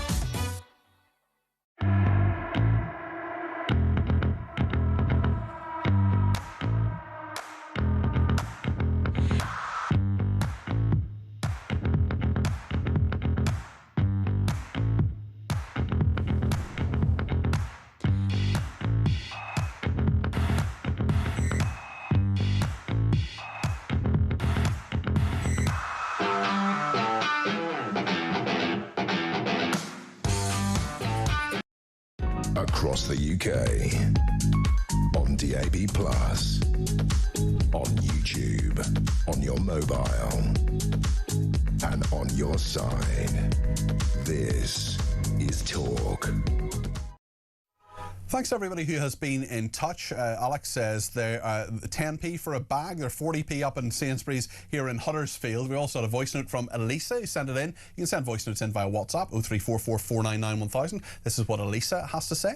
Hi, Peter. It's a little bit different seeing you on an evening show, but I thought I'd send you a little voice note. I wanted to say how wonderful it was to see Stephen Barrett, because he always speaks with so much passion. I follow him on X, and I've noticed that he speaks up for a lot of good stuff. So thank you very much, Stephen, for talking common sense, and particularly about respect. Respect does need to be earned, and I can tell you that there are very few people in this government that have earned that. Have a great show, Peter, and keep up the good work.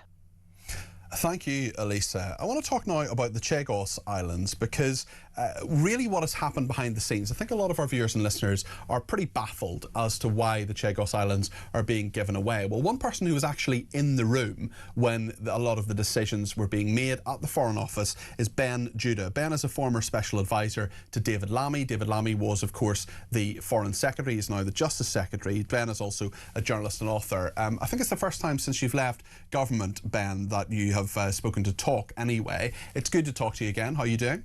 Thank you for having me on. Tell me what happened. Tell me what the pressures were on you, the kind of ideas that the Foreign Office were talking about, and why the decisions were made to make this decision, which honestly, to a lot of our viewers and listeners who care quite a lot about it, they often ask the question, why? I'm more than happy to explain, but geopolitics is complicated, so bear with me. The first thing that you need to understand is that it's not just a military base in Diego Garcia, which is the main atoll in the Chagos Islands. In that military base is something so important and so crucial that the Americans are doing, which Britain is part of, that we would never be able to replicate it, build it ourselves, or do it alone if we somehow lost access to that.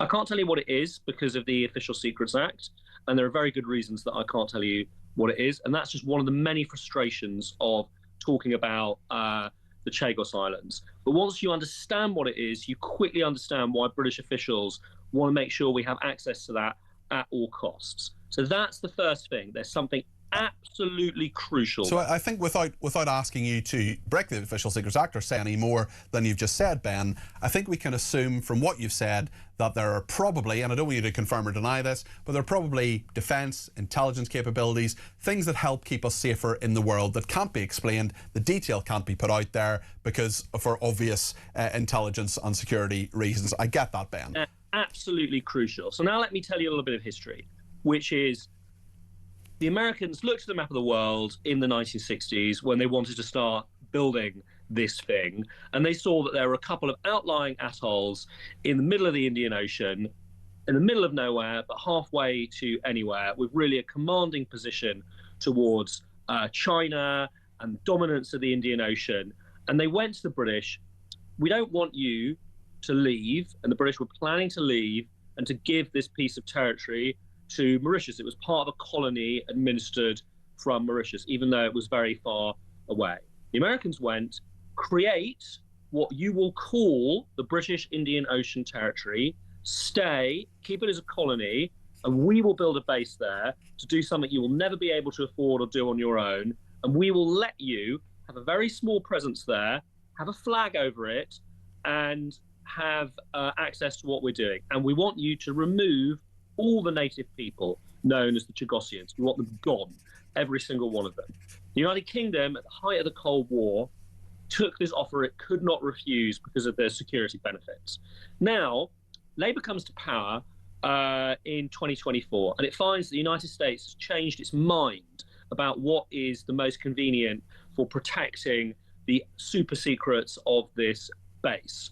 What had worked for it in the 1960s, having the colonial power stay, no longer was working for it. And the reason is that the manner that I just described, that decolonisation, had been challenged and challenged and challenged and challenged by Mauritius through international law, through the United Nations, and we don't live in a world completely dominated by the West anymore. And Britain's legal position internationally, and we can argue about whether or not we should care about that, but the fact of the matter was it was collapsing.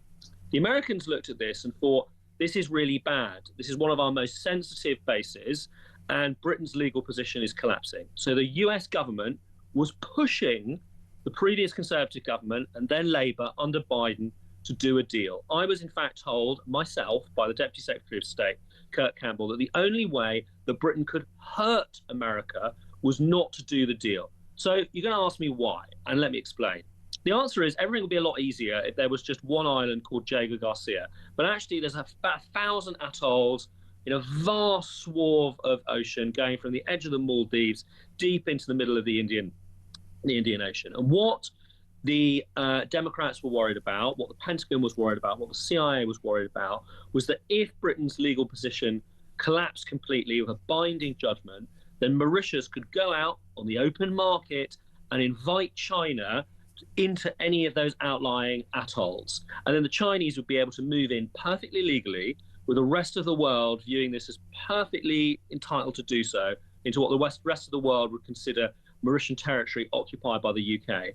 Because it's so sensitive, the Americans were not, under the Democrats, going to risk even the remotest chance of that happening. So they were pushing us towards a deal. And that's why, under the Conservatives, David Cameron started, after a pause, paper-based negotiations with the Mauritians about a deal. And that's why the Labour Party did a deal. And here's the last thing you need to understand, is that we realised that if we didn't do this particular deal, there was a real chance that the Americans could just go to the Mauritians and go, whoops, just looked at the old international law, the Brits shouldn't be here, and do a deal with them. What would that mean? It would mean cutting the UK out of the super capacities that are located in the Chagos Islands. So I'm interested in terms of, well, so many things that are interesting about that. But one of the things is the legal position, and this is what campaigners keep talking about. We know that various people, including the Conservative MP Mark Francois, are interested in the legality of this and the fact that there are apparently get-out clauses. I actually interviewed him about this just over a week ago, and I just want to play you a little clip of what he said then and then get your reaction. Here's Mark Francois, the Shadow Defence Minister. On Chagos, just explain this to us. Yeah, sorry, the Chinese jamming these days is obviously getting worse, Peter. Look, so the government's argument's been we've got to spend £35 billion of British taxpayers' money in order to lease back some islands that belong to us in the first place, because if we don't, we could lose a court case on it. That is the government's argument in a nutshell. And it's not true. They said, firstly, they kept changing the story about what the legal threat is. Firstly, they said we could lose in the International Court of Justice, but we have a clear opt-out for any disputes in the ICJ that affect former or current Commonwealth countries. So straight away that falls. Then they said we could lose in the International Telecommunications Union, which is the UN agency, but we've got an opt-out on that under Article 48 of the ITU Constitution. So their last line of defence was the United Nations Commission on the Law of the Sea, or UNCLOS. And again, there's a UN tribunal called ITLOS, the International Tribunal on the Law of the Sea, that oversees disputes. So this is their, as it were, their final argument.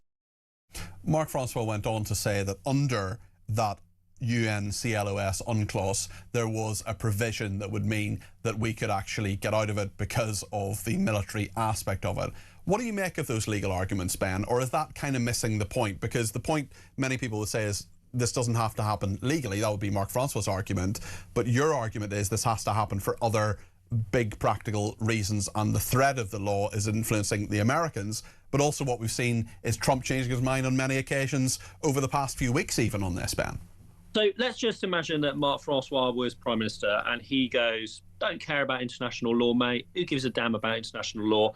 And pulls out... He's not quite saying that, though. He's saying that this UN Convention on the Law of the Sea has a... Hold on a second. Has a provision that would allow us to say it's a military aspect. We can get out of it that way. So there are two things that basically he's wrong. The first aspect is the UK could literally ignore any aspect of international law it wanted, and that would not change how the rest of the world would behave. It would not change how Mauritius would behave. It would not change how the rest of the United Nations behaves. And it would not change how China behaves. And it can't get you out of this problem of China being potentially invited by Mauritius that's walked away from the West into those outlying islands. If you don't care about international law, you then have to defend those outer islands militarily to make sure that the Chinese aren't getting in there. And we do not have the capacities to do that. We just don't. We can't put a British frogman on every single island. If we were going to try and get the Royal Navy to guarantee it, it would take up 80% of the resources of the Royal Navy overnight at a time in which we're threatened by Russia. We don't have the capacities, which means we'd have to tell the Americans, can you do it? When the Democrats explicitly didn't want to do that, because that's a lot of resources for them. And they were contemplating doing a deal with Mauritius. So you can just walk away from international law and say you don't care. It doesn't get you out of the puzzle. Now, in terms of like the specific point of international law that Mark Francois was raising, unfortunately, he's wrong. Like, I would be delighted to be able to tell you that actually the Conservative Party or any other party had just stumbled upon some magic trick to get us out of this.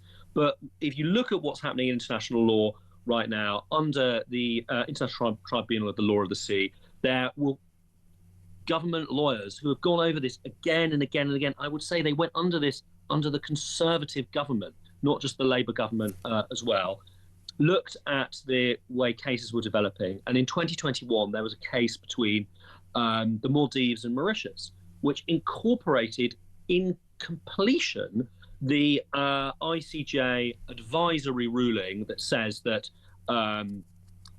the British Indian Ocean Territory, in fact, was illegally taken away from Mauritius during decolonisation. So because that ruling already incorporates all of the previous ICJ ruling, there was no chance of a 298 exemption on it being... Which is what Mark Francois was talking about there. Just politically, Ben, sorry. Not true what he's saying. Okay. There's one more legal argument. It's just worth just sort of demolishing. Okay. Well, I think you've done that. Or you've certainly made your point on that. Anyway, the final question I suppose I have for you is: do you understand? I mean, do you see the frustration here? Do you see how so many of our viewers and listeners, how many people think, hold on a second, why are we paying a lot of money we don't have as a nation to lease back islands that we already had in the first place? That is a simpler argument, obviously, than your argument, which is more nuanced. And having been a special advisor in government, sometimes I know that the things behind the scenes are really, really complicated and they can be difficult to explain to people. But I just wonder, given there's so much political capital on this, given the Prime Minister has been involved to a huge degree, given that we're hearing that many of his advisors are now saying, actually, maybe the time has come to do a U-turn on this, do you understand why there's so much of a public outcry about a number of islands in the middle of the Indian Ocean that many people couldn't identify on a map? I do understand that there's a lot of emotion about this. I understand that Britain's given up a lot of territory over the course of the last 100 years. And of course, I understand why people are upset about the idea of having to pay money. But this is realpolitik in action. Often it's painful and often it's difficult. And what this is really a story of is actually the problem that we have with working with the United States of America, which is the Democrats pushing us in to do this, thinking that that's in fact what the Republicans also wanted us to do. And that's what the Pentagon and the State Department certainly did until Trump changed his mind, and now finding ourselves in a difficult situation. What do you think Trump actually wants? He's changed his mind on a number of occasions on this. I think that Trump is very influenced by what the global right are campaigning for.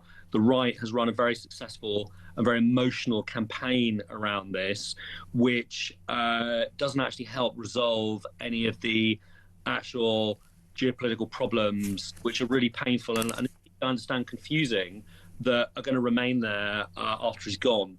And what I think is going to happen is that Trump might freeze a lot of these problems for a few years, but he will go, the Democrats will return to power, and they will almost certainly be pushing Britain to do that deal again, or start thinking about doing that side deal with Mauritius cutting us out.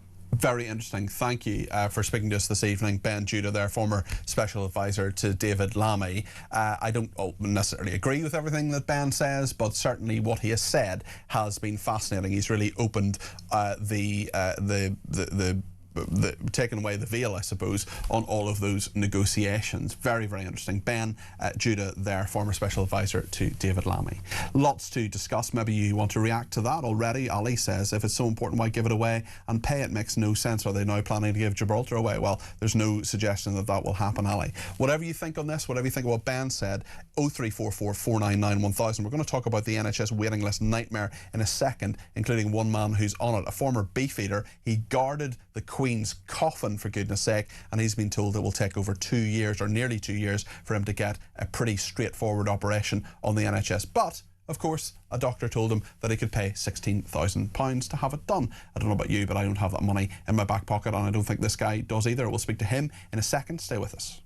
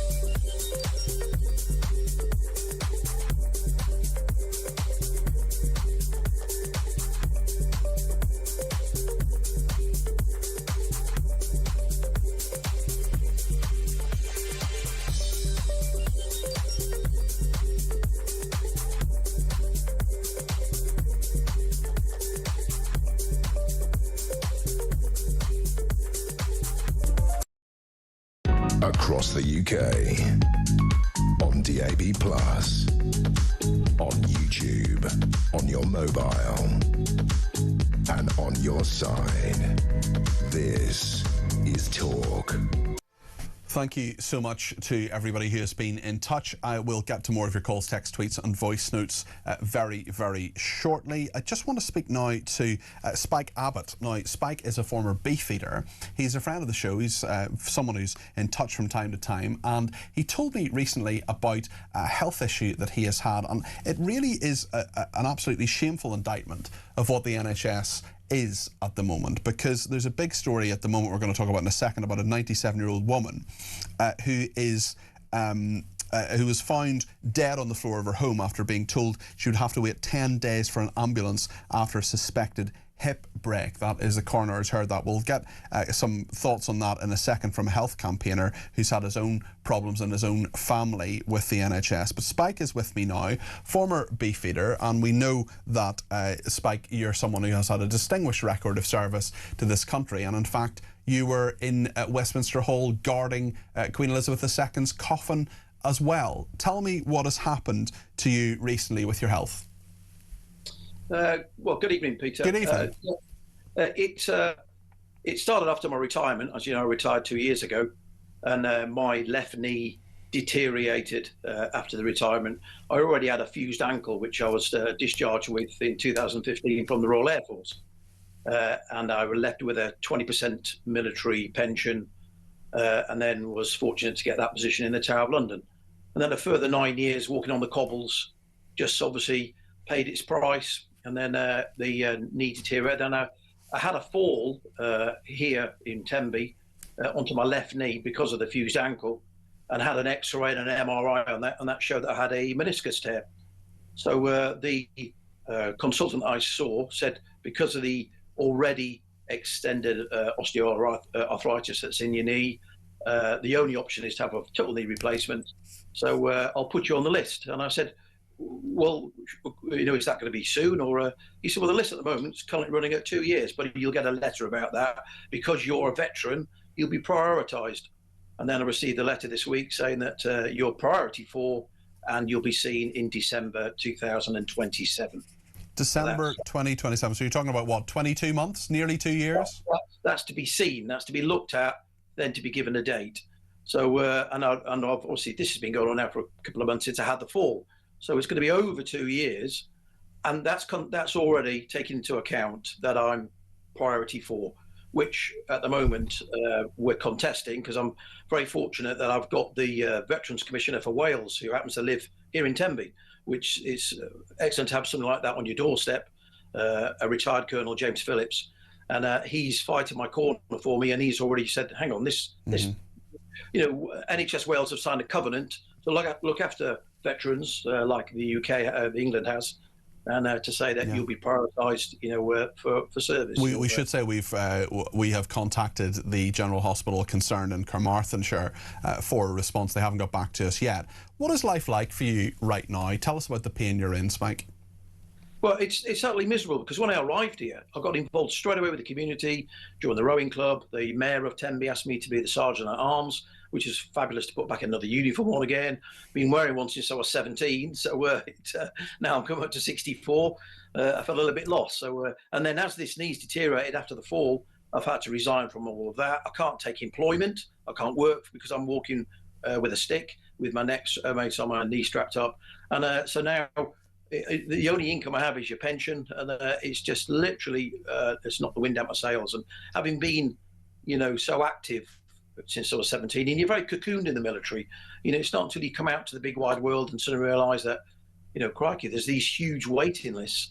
And even as a veteran, you just tagged onto the bottom of it. But you, Spike, I've known you for a couple of years. I mean, you're an absolute grafter. You're absolutely not someone who needs to be sitting with your feet up watching Homes Under the Hammer because you're retired. That's not you at all. No. And what you need is this operation. You need to get it sorted. There must be hundreds, thousands, millions of people in a similar situation. 1 in 7 people, I think, is on some form of NHS waiting list. Yep. I mean, there is. Yeah. And then, go ahead, Spike. So, to answer your question, since getting this, I've become just so active now to think there must be another way to help veterans out. And as I've already mentioned, James Phillips, the Veterans Commissioner here, he's in a position where he can open doors for other charities. He put me in contact with BLESMA, which is the Limbless Association for Veterans. Obviously, I'm not limbless, but they know other charities that I can do this with. So, here I am now, just literally actively from waking up in the morning, knocking on doors to say, is there anybody that can assist me? Because I haven't got, as you already mentioned, I haven't got £17,000 to go and to have the operation done. And the ironic thing was that the consultant I saw said, well, contact my PA on Monday morning at Bristol. That's where I work, from Monday to Friday, because he was a private surgeon who was working for the NHS at the weekend. And he said, I'll have you done in 4 weeks. And you think, well, if it can be done in 4 weeks with a private surgeon for 17,000, why aren't the NHS thinking, well, do you know what, there's a case here, let's slip something in there and we'll take, you see. Well, and what do you think that says? Because you have served this country for decades. You've been a beefeater. We've seen those pictures. Let's put them on the screen again of Spike standing sentinel by the Queen's coffin in Westminster Hall and at the Tower of London, of course, as a beefeater there in a ceremonial uniform there. This is someone who you're not asking for special treatment necessarily, although as a veteran you do get a little bit of that. But I mean, a few months up the list is very, very little. And then you have someone saying, well, actually, this can be done. It is possible. We put 200 billion quid a year into the NHS. You've paid taxes your whole life. You've served this country your whole life. There's so many people who'll be watching this who don't have the same circumstances as you have necessarily, who will be saying, this is just one story about how the NHS is completely broken. It is, yeah, and you already mentioned. I'm not looking for priority to treatment. It's just I was just expected to say, well, you'll be seen in 6 weeks. Yeah, 8 of weeks. course. When you see and the operation, when you look at on the internet, it's an hour and a half to 2 hour operation. And I know there's a lot more involved in that, but you think for 2 hours of a specialist time. Mm-hmm. Yeah, no, totally. It seems like something that should happen really straightforwardly. Yeah, this pain misery at the moment. Yeah, there's no way I can consider 22 months. No. Spike, we wish you well. Keep us updated with what's going on, and thank you for coming to us with the details there. It's very good to talk to you, and I hope you get that surgery much faster. I wouldn't want you sitting around for 2 years there. Another story that I saw today, that's Spike Abbott there, I should say. He's a former beef eater, and I mean, we saw that picture of him by the Queen's coffin there. He's taken part in a number of very, very important ceremonial duties over the years. Another story that caught my eye, which again illustrates what's happening in the NHS, is the 97-year-old woman who died after being told she would need to wait 10 days for an ambulance over a suspected hip fracture. Her name was Babette Burge, and she was found on the floor of her home in Newport in the Isle of Wight by a carer in October last year. Just 5 days earlier, a paramedic from a local GP surgery had attended her home to assess her condition and found that her leg was shortened and rotated, a sign of a fractured hip. The pensioner was told she would need to wait 10 days for an ambulance to St Mary's Hospital in Newport, but suffered a fall before the transfer should take place. She was found on the floor of her home, struggling to breathe by her carer. She died shortly before 1 p.m. that day. Pneumonia was given as cause of death, but immobility and a fracture recorded as contributing factors. Why can't we get pensioners to hospital sooner than this? It's absolutely outrageous. Matthew Hulbert is a health campaigner and a frequent commentator here on Talk. Matthew, what is your reaction to this, particularly given your own experience with your mother? We've talked about that before, but just give people a bit of a sense of what happened to your family, Matthew. Good evening to you. Good evening, Peter. Great to be with you tonight. Yeah, so in July 2022, almost 4 years ago, Mum fell at home. We got to her. She said she'd hurt her rib, so that's why we didn't move her. We phoned for an ambulance. We were told that it could be, a number of hours. We didn't expect it to be 11 hours that it turned out to be. Paramedics finally came. Mum was taken to hospital, where she died 2 days later after an infection turned to sepsis. And can I just say, Peter, that it would have been my mum's 82nd birthday yesterday. So some tears were shed, I can assure you of that. I'm sure there were, as you remember your mum, Jackie. When you hear now, just a few months ago, that a 97-year-old woman was told it would take 10 days for an ambulance to bring her to hospital after a suspected hip fracture, and she died a few days later, what is your reaction, Matthew? I know you do some campaigning on health as a result of what happened to your mother. Yeah, absolutely, Peter. And you and your colleagues at Talk have been so good in inviting me on to talk about these issues, which I really appreciate it. Well, I'm shocked, but I'm not shocked, if I can put it like that, Peter. I'm shocked because it's a thoroughly dreadful thing to have happened to someone, to be told you've got to wait 10 days before an ambulance can get to you. But I'm not shocked because I know what happened to my dear mum 4 years ago. And, the Health Secretary, Wes Streeting, says that ambulance response times have improved by 15 minutes. Well, I welcome any improvements, Peter, but that means that an ambulance would have got to my mum after 10 hours, 45 minutes. Well, okay, but that's not really much of an improvement, is it? So I think we need to be doing much, much better. It's fascinating and horrendous to hear. I'm sure you heard Spike's story as well there. Just a really simple, straightforward operation to sort out his knee. That's not life-threatening. That's not going to kill him.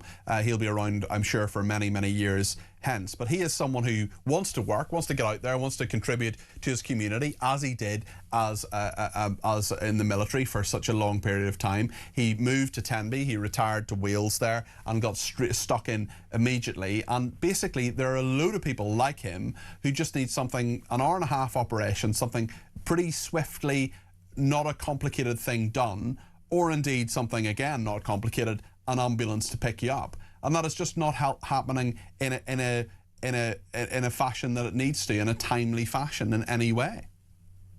Yeah, absolutely. I mean, can I give you 3 very quick facts, and I will be quick. Go for it. A Unison report last year found that 3/4 of paramedics had people for prolonged periods of time in the back of their ambulances outside hospitals because they couldn't go into hospital because there were people in hospital well enough to come out of there but without a care package for them at home. So social care is behind almost all of this, Peter. Meanwhile, the Royal College of Emergency Medicine found there were more than 16,600 preventable deaths in 2024 due to delays in emergency care.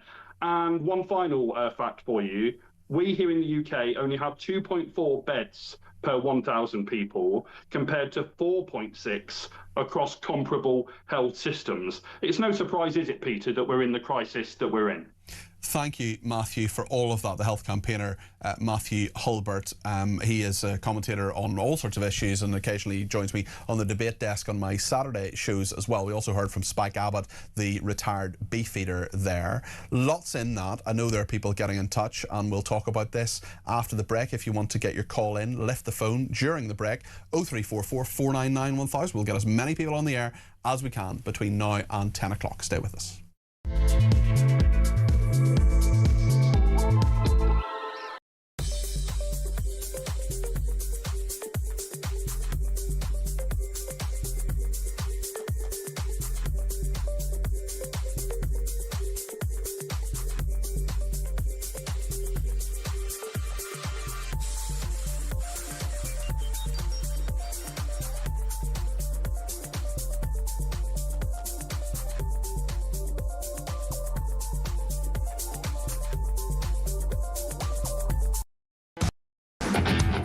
I have a message tonight for the incredible people of Greenland. And if you choose, we welcome you into the United States of America. That is why I said the use of tariffs against allies is completely wrong. You know, the fact that they had a boat land there 500 years ago doesn't mean that they own the land. We're not going to have Russia or China occupy Greenland. So we're going to be doing something with Greenland, either the nice way or the more difficult way. Any decision about the future status of Greenland belongs to the people of Greenland and the Kingdom of Denmark alone.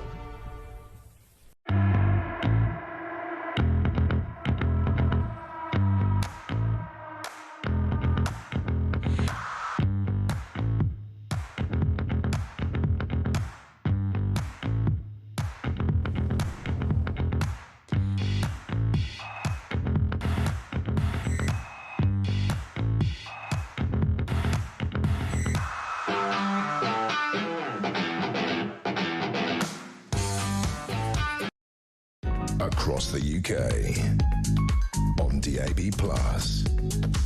on YouTube, on your mobile, and on your side. This is Talk. Let's speak to Joan in Sunderland, who's given me a ring on 0344 499 1000. Joan, you're very welcome to the programme. I know you have had a negative experience of the NHS. Tell me what your thoughts are. Well, hello to you. Three of my last 4 appointments have been cancelled. 3 of the last 4? 3 of the last 4, yes. That must be so frustrating for you, Joan. It is, but I'm not alone. And the other annoying things are stupidity. I had an MRI scan last January when I was 85-year-old. I use a walking stick, but what annoys me is the stupid questions like, do you think you could be pregnant? I felt like saying, no, I haven't been swinging off chandeliers lately. But and they ask you that stuff over and over again, don't they? They ask you those kind of questions in so many different occasions. And do they apologise when these things are when these appointments are postponed? Well, not really. As I say, you just have to put up with it. But the thing that happens, there's lots of things wrong with the NHS. It's broke. I don't think it needs more money. It needs reorganising. It needs auditors, not money, for the waste and the fraud and the stupidity. This DEI nonsense just really annoys me. Well, you just want a health service, Joan. I don't know about you. I just want a health service that treats people and makes them better and saves their lives as much as they can. There is really good stuff that goes on in the NHS, but there's so much nonsense around it, and there are so many things that just do not work. Well, I cannot see how rainbows painted alongside zebra crossings do anything towards people's health. Yeah. I don't see why lanyards have to be replaced to have rainbows on them. Fleeces that the nurses Listen, wear. Joan, I think a load of people are going to agree with you on all of that, and I really appreciate you giving me a call. Kevin's given me a ring from the Wirral as well on what Spike has been saying there. Quite a number of people getting in touch saying, why doesn't he start a GoFundMe for his knee operation? But I suppose the key point as well, Kevin, is that there are some organisations out there that do great work for veterans. What do you think of this, Kevin? Yeah, there are. There's a Lieutenant Colonel orthopaedic surgeon who operates in the hospital in Shrewsbury, who helps veterans a lot, and he'll certainly try to get them in a lot quicker than 2 years, that's for sure. I didn't know that, Kevin. I mean, that's really interesting. So that's yeah, his name. Sorry, Peter. His name escapes me at the moment, but he's easily traceable on. Oh, Kevin, you there? It's Michael. Yeah, can you hear me? Yeah, go ahead. Sorry, say that again, Kevin. Hello? We just lost you for a second. Okay, yeah. Okay, no worries. Yeah, he's a Lieutenant Colonel. He operates in a hospital in Shrewsbury. I can't think of his name. Okay. As an orthopaedic surgeon, and he's easily traceable on online. Mm-hmm. I'm sure if Mike just searches for the Lieutenant Colonel orthopaedic surgeon in Oswald Street, the details will come up. Okay. And okay. There's a contact system. Then you can get in touch with them, and they will then verify. Yeah. He's a veteran, and then take his case on. That's really interesting. I'll make sure we get that passed on. I'll just ask the team behind the scenes there if we can just make sure that information is definitely passed on to Spike, who may well be watching. He's a big watcher of this show, but I really appreciate that, Kevin. Thank you. And there are some really excellent organisations that do brilliant work for veterans, where it's housing, homelessness, combat stress with PTSD and all those kind of different aspects. I know I was actually researching one for someone the other day, actually. So there are really, really good organisations, Help for Heroes. There's so many of them. And Paul says a friend of mine who lives in Surrey had a knee replacement surgery on the NHS within about 3 weeks of being diagnosed. Perhaps your Beefeater contributor could try contacting Surrey NHS. Darren in Cumbria says, I've just turned on, so I might be missing something. Has he tried a GoFundMe? And actually that's something that Elisa in Chelmsford has been in touch about as well. She says, I know it's not the answer to the root of the problem, but couldn't Spike start a crowdfund with support from talk viewers? I'm sure your viewers would assist. It's a very, very interesting point. Elisa, that's up to Spike in terms of what he does it, of course. But Brian has been in touch and says, can you imagine what would happen if an illegal immigrant would be told they had to wait 10 days for an ambulance? The European Court of Human Rights would be all over it. Lots to discuss on all of this and on Andrew Mountbatten Windsor as well. We'll be talking to the royal expert Richard Fitzwilliams in just a second. Get your comments in too.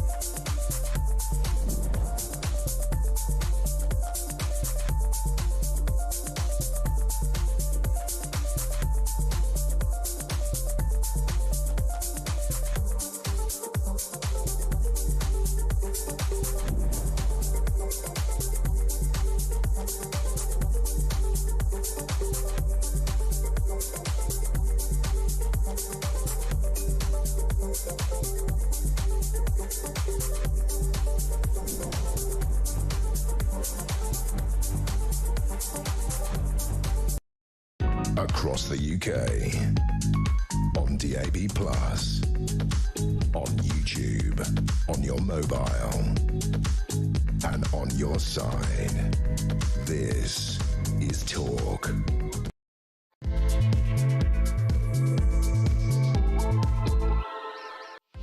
It's just gone 9 o'clock. This is Talk. I'm Peter Cardwell. Thank you so much for everybody who has been in touch today. There's an awful lot to talk about, whether that's Andrew Mountbatten Windsor, Starmer refusing to release all the Andrew files, and the parliamentary action that has happened today on that. Princess Eugenie as well, spotted grinning, shrugging off her dad's bombshell arrest. We'll talk about the Ukraine anniversary. We're talking about the NHS. Lots of people in touch about that too, and the National Health System. We heard of the former beefeater who can't get an operation on his knee. We know the State of the Union's coming up as well for Donald Trump. That's happening in about 5 hours time, in the wee hours of the morning. If you want to stay up for that, you're a better man or woman than me, it must be said. We'll talk about what Ed Davey and Chris Bryant, the government minister and the leader of the Liberal Democrats, have been saying today. So much to discuss. Your calls, text, tweets and voice notes, always really welcome right through until 10 o'clock. 0344 499 1000 is the number to call. You can text me 87222 with the word talk in your text. You can tweet me at talkTV, follow me at Peter Cardwell. You can also send me a voice note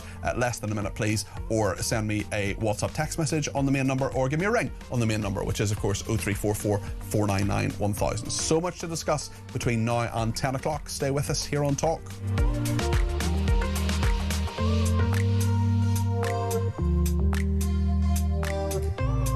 Lots of reaction to what Ben Judah said a little bit earlier on. He's a former advisor to David Lammy, who lifted the lid on what had happened with the Chagos Island negotiations. Brian says, after listening to Ben, I'm more confused than ever. Do we own the Chagos Islands or don't we? We do, but it's a matter of leasing them to Mauritius, and that agreement has happened. Good Lord, Peter, says this person. This guy, Ben Judah, firstly special advisor to David Lammy, doesn't say much for his opinion. And to be honest, he said a whole lot, but really didn't tell us anything. But another lefty trying to convince us this is a good idea to give the Chagos away should almost shut up and sorry. Let me read this. Trying to convince us that this is a good idea to give the Chagos away doesn't convince me, says that person. And Leslie says, what a hypocrite Ed Davey is. Chris Bryant pointed out today in Parliament that Davey praised and complimented Mandelson when other MPs were critical, says Leslie. So thank you for that. And actually, we've been talking, as I say, about the NHS, and Elisa in Chelmsford has another voice note, this time about Spike's condition, the beefeater who we talked to a little bit earlier on, and his knee. So we'll talk about Mandelson in just a second with royal commentator Richard Fitzwilliams, but I just want to, for about 30 seconds, play you what Elisa thinks. After hearing about Spike and about the 97-year-old woman who had to wait 10 days for an ambulance, it's simply heartbreaking. And I was just thinking that the NHS must be so badly managed for them not to be able to cope with these things. If you think about all the diversity, equality and inclusion stuff that goes on, there is so much wastage in the NHS. It really needs sorting out. It's not just about plumbing lots of money into it. It's about the way the place is managed. It really needs a complete overhaul. Thank you for that, Elisa.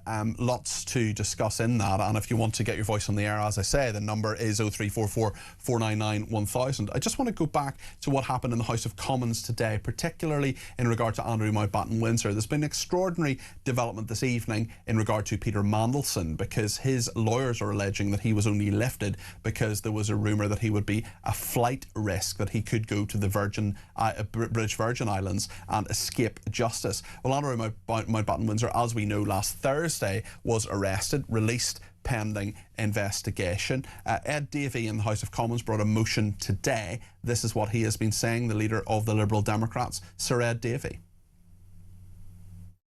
In many ways, this is the first truly global scandal, from the White House in Silicon Valley to Oslo and Paris. But it's also a deeply British scandal, reaching right to the top of the British establishment. Because can there be many people more symbolic of the rot that eats away at the British establishment than the former Duke of York and Special Trade Envoy, and the former Business Secretary, First Secretary of State and Ambassador to the United States? Their association with Epstein and their actions on his behalf, while trusted with the privilege of public office, are a stain on our country. Today, we must begin to clean away that stain with the disinfectant of transparency.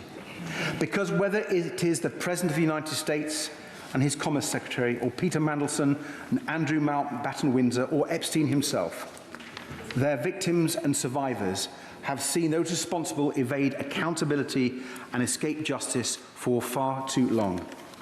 I desperately hope, that is ending now, and I hope the House will approve this motion. Ed Davey speaking there. The motion was approved. It did go through, and further details will be put in the public domain about Andrew and his role as a trade envoy there. Chris Bryant responded for the government. Sir Chris Bryant is a business and trade minister. This is what he said. Colleagues, many civil servants have told me their own stories of their interactions with Mr. Mountbatten Windsor, and they all betray the same pattern.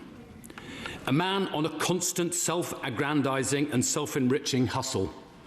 A rude, arrogant and entitled man who could not distinguish between the public interest, which he said he served, and his own private interest.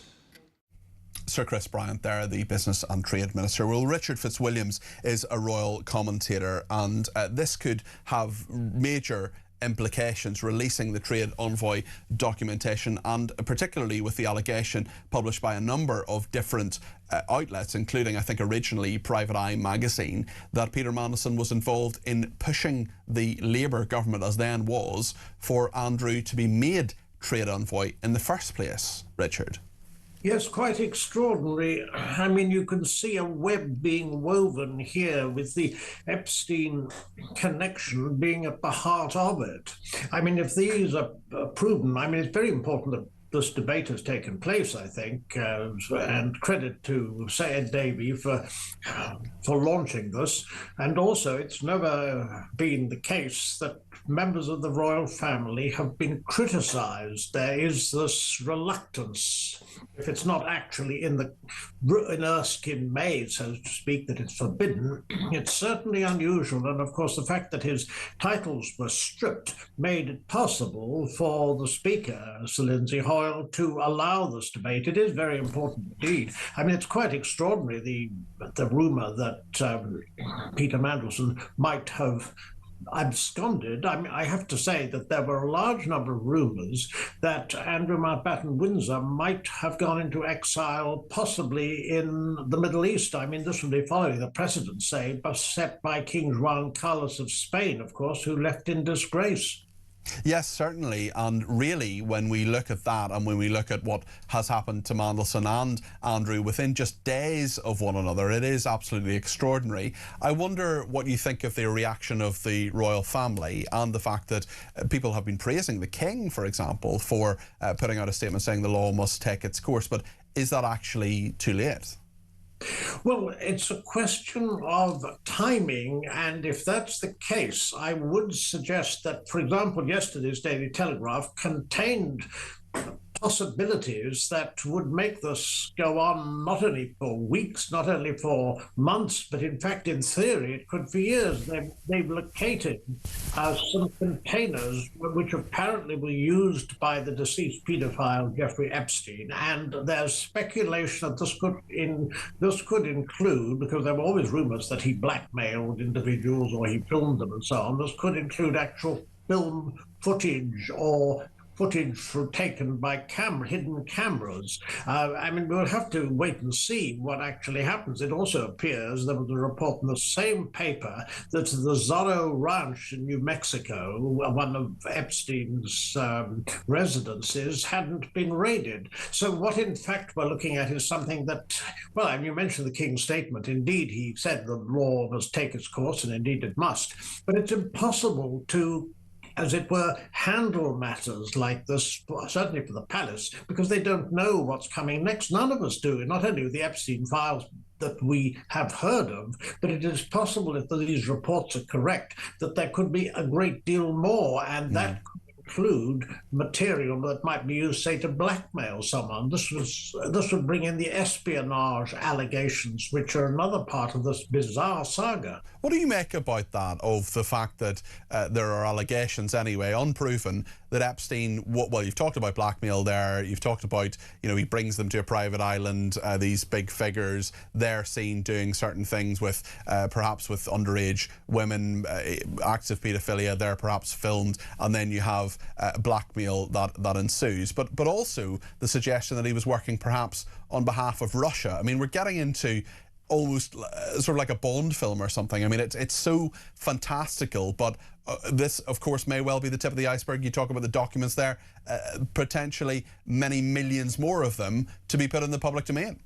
It is very possible, and one has to bear in mind in the United States, of course, that this is a matter of battle between the Republicans, who, I mean, the Department of Justice has redacted a large number of names, and the Democrats have contested a lot of that. So, and with the Clintons due to testify to Congress as well, I mean, it's potentially earth-shaking. Hillary Clinton, in an interview with the BBC, said that Donald Trump's name was mentioned. She mentioned 1 million times in the files. I mean, it is quite extraordinary. Although his view, of course, is Donald Trump says that he cut off contact with Epstein in 2005, but goodness knows what went on before then. It could be explosive. Also on Mandelson, Yvette Cooper, the Foreign Secretary, has been commenting on this evening. This is what she has been telling Sky News. You hear the interviewer's voice first. As a woman at the top of the government, seeing this unfold, seeing the emails between Mandelson and Epstein, there's one when Mandelson asks Epstein how Freedom is feeling, and Epstein replies she feels fresh, fruity and creamy, or sorry, fresh, firm and creamy, and Mandelson replies, naughty boy. I mean, how do you respond? I mean, it just makes me so angry. Look, I'm not going to cut across. There's a whole series of police investigations, a whole set of other things, but that makes me feel so angry.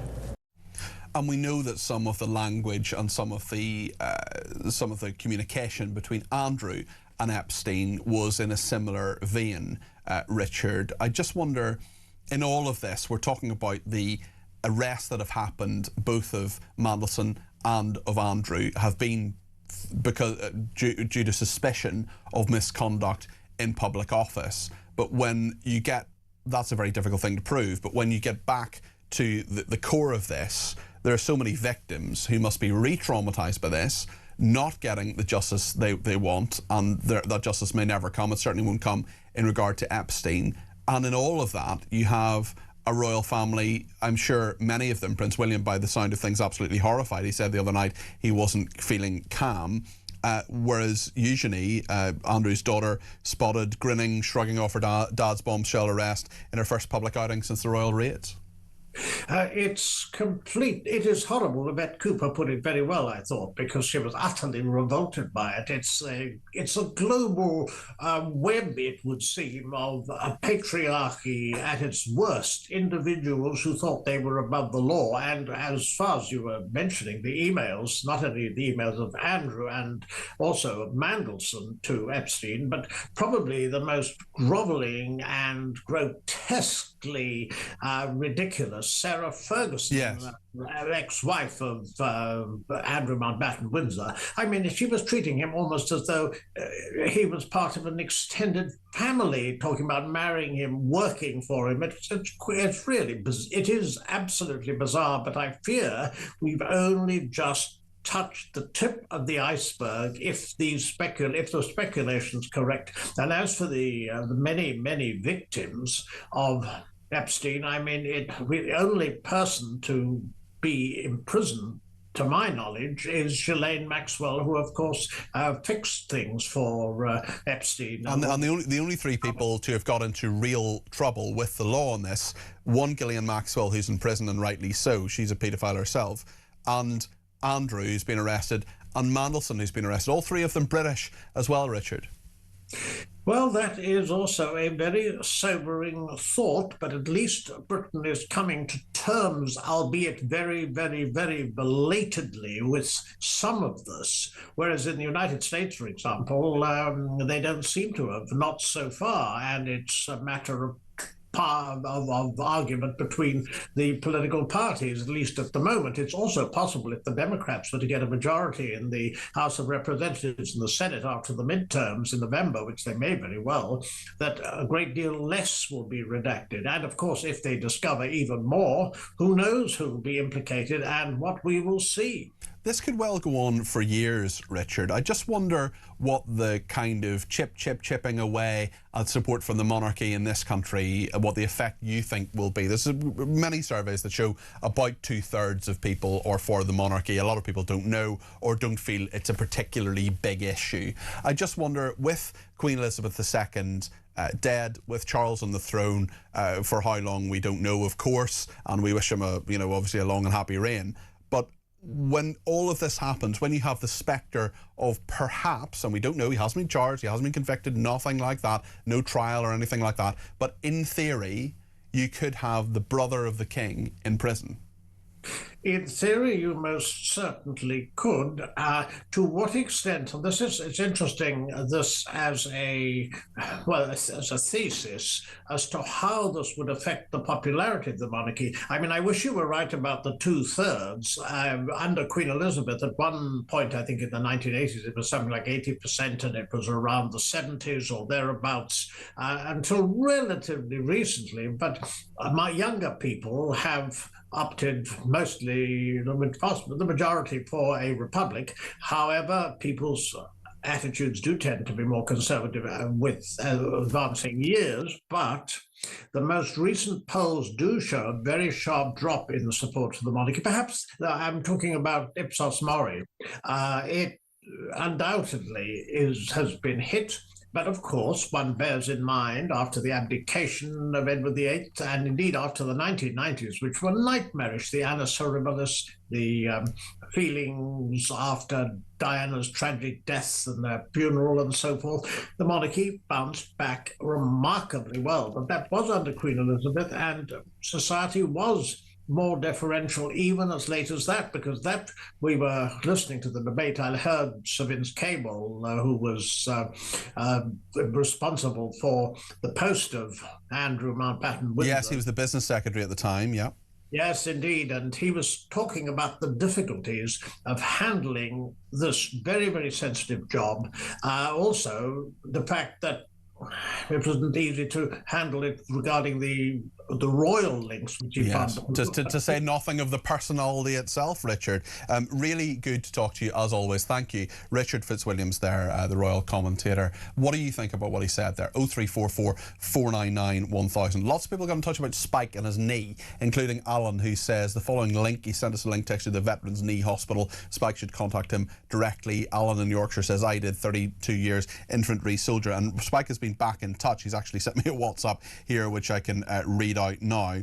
He said, let's see, where is it? Yes, I've reached out to Colonel Carl Mayer at Oastry. However, NHS Wales, where Spike now lives, will not let you seek treatment outside the country unless they grant you a certain type of funding, and as they have capacity here, it's very difficult. The Veterans Commissioner has written another letter again. He also says thanks to everybody who has suggested a GoFundMe page. You haven't thought about that? Spike is the kind of personality, he's the kind of guy who can certainly raise some money, and I think it would be, I'd be happy to give some cash to it. I think it's a very, very good thing, and this is someone who wants to contribute to his new community. He's contributed a huge amount to this country over many, many years. He actually showed me round the Tower of London and brought me to the ceremony of the keys, which was fantastic. He just, he was viewing the programme, and he sent me a message, and off I went there. It was just a really, really important and wonderful occasion that I went to, and he's a great guy. But I think what it shows and what he says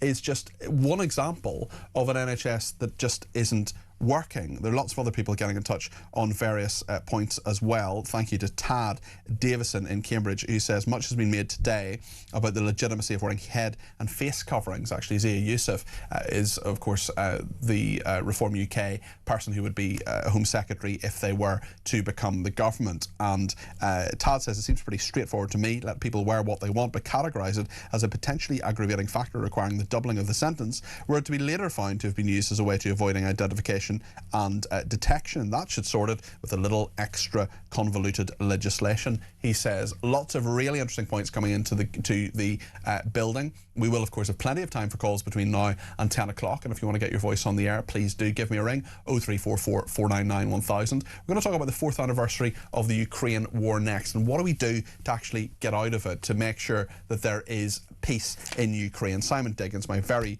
favourite military and defence analyst, will be with us next. Stay with us.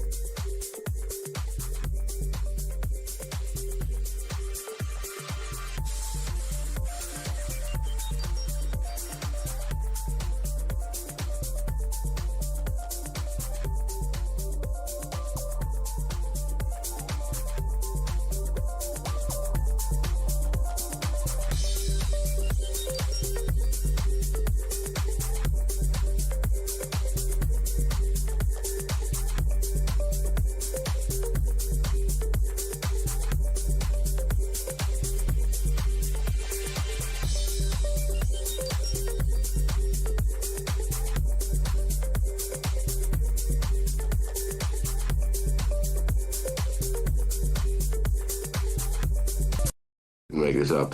An Act of Parliament that would take Andrew out of the line of succession, currently 8th in the line of succession after William and his children.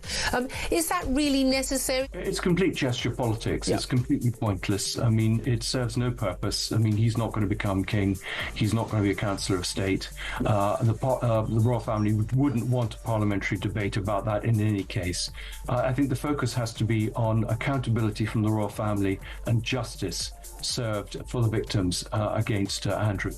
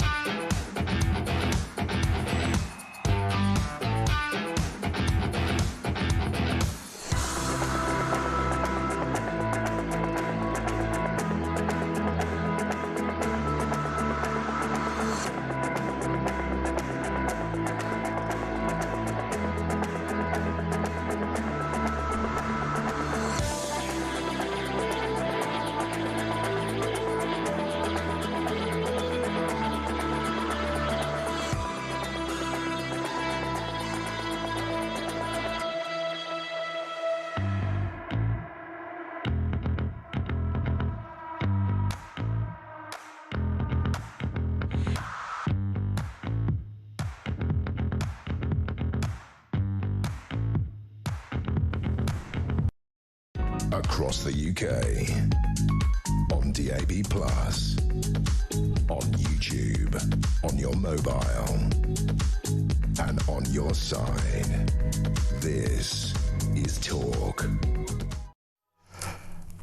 Breaking news in that police investigating Andrew Mountbatten Windsor's home say they've finished searches of his home in Windsor Royal Lodge. Thames Valley Police say officers have concluded searches at his former residence, Royal Lodge in Windsor. Those have been going on for some time. Officers began searches of Royal Lodge in Windsor Great Park in Berkshire in relation to their investigation into an allegation of misconduct in public office on Thursday.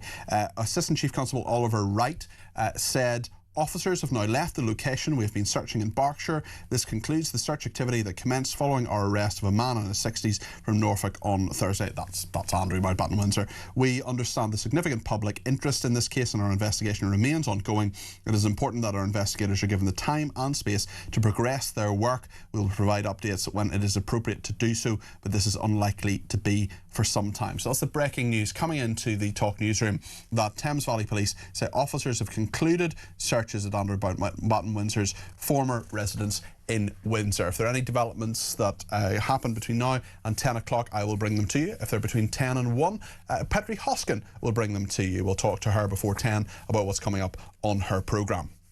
I want to talk now about Ukraine, because Zelensky has been urging Trump to visit Ukraine in a speech marking the invasion anniversary. There's quite a lot to talk about on Iran as well, actually. In fact, let's talk about that first. General Dan Kane, who is the chairman of the Joint Chiefs of Staff, is said to have cautioned against an offensive in a high-level White House meeting with the US president. He was described by sources as a reluctant warrior on Iran, despite being all in on planning for the previous military action on Venezuela. Well, my favourite military analyst, the person who puts complex things into words and phrases that even I can understand, is Colonel Simon Diggins, military and defence analyst. Simon, great to have you on the programme this evening. Let's start with Iran and what General Dan Kane is said to have said, privately warning against a US attack on Iran. What do you think about that? Peter, good evening to you. I think the concern is what happens after the attack. It's quite easy to put together a plan where basically you have a significant amount of bombardment and there's no shortage of targets within Iran that the US air armada could attack. But the challenge we've got, and the challenge that's been there from the beginning, is what happens after that. The regime at the end of the day is based amongst the people themselves, and it's very hard to actually to break a regime just from the air. In the past, it's always meant some form of ground invasion. But after the experience of Iraq and Afghanistan, clearly and rightly, I suspect the US is not interested in doing that, and certainly there's no coalition signing up to it from elsewhere. So I think that's what if we hear is true, is what's going on, is what's there. Which then leaves a big question: is that what is this armada going to do? The reporting that's coming in is just it's the largest build-up since 2003, which of course was the prior to the invasion of Iraq. Now, whether they can use the weapons in a kind of discriminate way, the way in which they used them in June last year, to continue to put pressure on them, it's hard to tell. But I think it's that kind of logical sequence of, OK, so what happens next, which is probably causing the reluctance of General Kane to fully commit to this operation. It's interesting with Iran. I just wonder how close you think we could be to American strikes there, and would they simply go it alone? I think the answer is they are. It's absolutely on the table.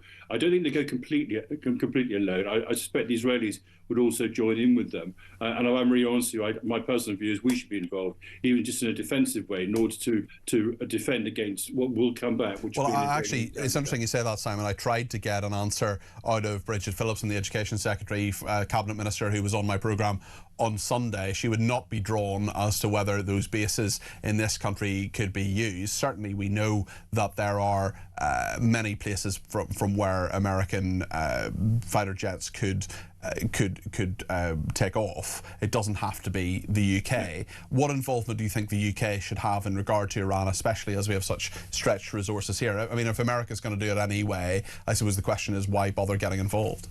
I think because part of it's saying that we are also part of the challenge. I mean, the government said, this is where the difficulty got with the government. The government has openly stated that Iran must not have its nuclear weapons. It also said it's deeply concerned about the security in the region and the destabilising effect of Iran. It's on the record at having said those words. I've got the quotation somewhere. I won't repeat it now, but they've said that. But I think it's completely dishonest to, if you like, to will the end, but not then support the means. I think what Donald Trump is actually offering to do is effectively produce the means to significantly destabilise the IRGC and the government and the regime, this horrible, horrible regime that so brutally oppressed its people, and then to sit back and say, oh well, it's not covered by international law. Let's be honest about it. Iran does not give a stuff about international law. It's basically sponsored state terrorism across the Middle East, and there are British bases in Cyprus particularly, which are well within range of Iranian missiles. So yes, there's a risk to us, but actually there's a much greater risk that if we just continue to dawdle, then the clear trajectory of the Iranian regime, which is to develop nuclear weapons, will succeed. and then we'll be in a whole different world of hurt and pain. This is an opportunity to do something about it, and I think we should go all in and support the Americans. But what about Jared Kushner, Mr. Trump's son-in-law, and Steve Witkoff, his peace envoy, who are meeting Iranian negotiators in Geneva? I mean, we've been negotiating with the Iranians for such a long time, for so many years as part of the Islamic Republic, and got nowhere. But surely if you say we're going to do this, or get your ducks in a row to do this, you're essentially saying those negotiations just aren't going to work. Does it not undermine those negotiations to some degree? I think to some degree it is, but I mean the Iranians are clearly preparing for an American onslaught. They've made provision to move Ayatollah Khomeini into hiding, and they've designated a sort of chain of command, a succession chain of command, in the event that he's either disabled, killed, or otherwise removed. So they are expecting the Americans to do something along it. But I think we are literally in a matter of days. It's quite interesting. A couple of weeks ago, that Netanyahu went across to America. It was a very low-key visit, and the similar sort of visit occurred prior to the attacks in June of last year. My feeling, and it's only a feeling, I don't have any direct information, my feeling is that basically he brought with him information and intelligence, which said actually the Iranians are now very close to producing nuclear weapons, as they were last year. What are we going to do about it? And I think that's exactly where we are. So yes, maybe these negotiations improve, but as you rightly point out, the Iranians have been stringing us along for years over this, and they've continued to enrich their uranium, continue to develop their ballistic missiles, which are now very sophisticated. The most sophisticated ones are now dual capable. In other words, they can use ordinary explosives, which are not really ordinary, but they're highly dangerous, but also can be used to have nuclear weapons inside. That's where we are. We're right on the edge of the precipice, and I don't think talk of international law or talking down from it is really going to make a blind bit of difference. It might buy a week or 2 weeks, but that gives them, the Iranian regime, another 2 weeks or so, and I think that's literally where we are. Speaking of things that have gone on for years, the fourth anniversary of the Ukraine war, Zelensky appealing to Trump to visit Kyiv. He has said Ukraine would not betray its people in any negotiations in Russia. Where are we with this? Are we any closer to the end of the war with Ukraine? The war between Ukraine, I should say, and Russia? I mean, it's hard to tell, but Putin has shown no sign whatsoever of backing down from his demands. His demands are maximalist demands. He wants the remaining 20% of Donbass and Luhansk provinces, which of course is also the bit where the Iranians have now got the majority of their defences. So effectively, he'd like to dislocate the Ukrainian defences completely from that. And I think quite rightly, President Zelensky and the Ukrainians, how bitter and how hard this is, are reckoning that that's just simply a ceasefire or a break, a pause, an operational pause, if you like, to allow Russia to reorganise, and then they'll go again. And they're basing that on past experience. I mean, the 2014 invasion of Crimea and the eastern Donbass, and this is just the next phase from that. It's not that both sides don't have severe problems, and you quite rightly have highlighted the significant casualties on both sides and the difficulty of replacing those. But I think in terms of the fundamental war aims, particularly of Russia, there's been no backing down whatsoever. They continue to talk about the Ukrainian regime as a group of neo-Nazis. They continue to say that they try to limit what they're allowed to do. In other words, the Russian phrase for it is modified sovereignty. In other words, you do as you're told, a bit like what happens in Belarus. But that's the phrase they use, and that's what they want. What do you make of what Boris Johnson, the former Prime Minister, said on Laura Kuenssberg's programme on the BBC on Sunday about putting British troops on the ground? Because I've spoken to some military analysts who think that's just really not going to happen, and also an irresponsible thing to say. I wonder what your thoughts on that are, Simon. I think, in broadly terms, I'm kind of forward-leaning at Boris Johnson, but I think that with all those things, when you have a military deployment, you've got to say, what is the purpose of that military deployment? So if they served a distinct military purpose, which would give the Ukrainians an advantage or a temporary advantage, or would actually bring about a ceasefire and a stable peace thereafter, I think that's the time to try and do that. I think the basic plan of putting a sort of stabilisation force in is probably the correct way to do that, along with all the other measures from there. But simply putting British troops, if you like, in harm's way at the moment into Western Ukraine, where they would be regarded by the Russians, probably not illegitimately, as targets without the means of actually defending themselves properly, I think is probably not the right answer at the moment. But the basic principle, and I think Boris Johnson deserves genuine credit for this, of supporting Ukraine every way we can, is completely correct. Colonel Simon Diggins, thank you for joining me. That's the military and defence analyst, Colonel Simon Diggins. Lots to discuss in all of this. What do you think of what Simon said, and what should we do for Ukraine? Plenty of time to get your call on between now and 10 o'clock. 0344 499 1000 is the number to call. We will take calls right up to 10. We'll talk to Petri as well about what's coming up on her programme between 10 and 1. So stay with us here on Talk.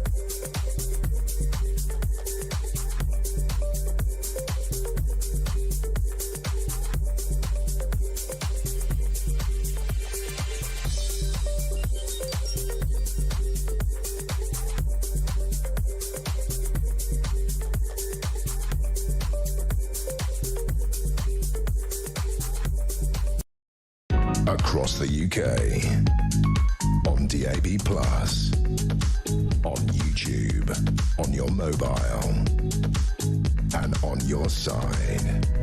This is Talk.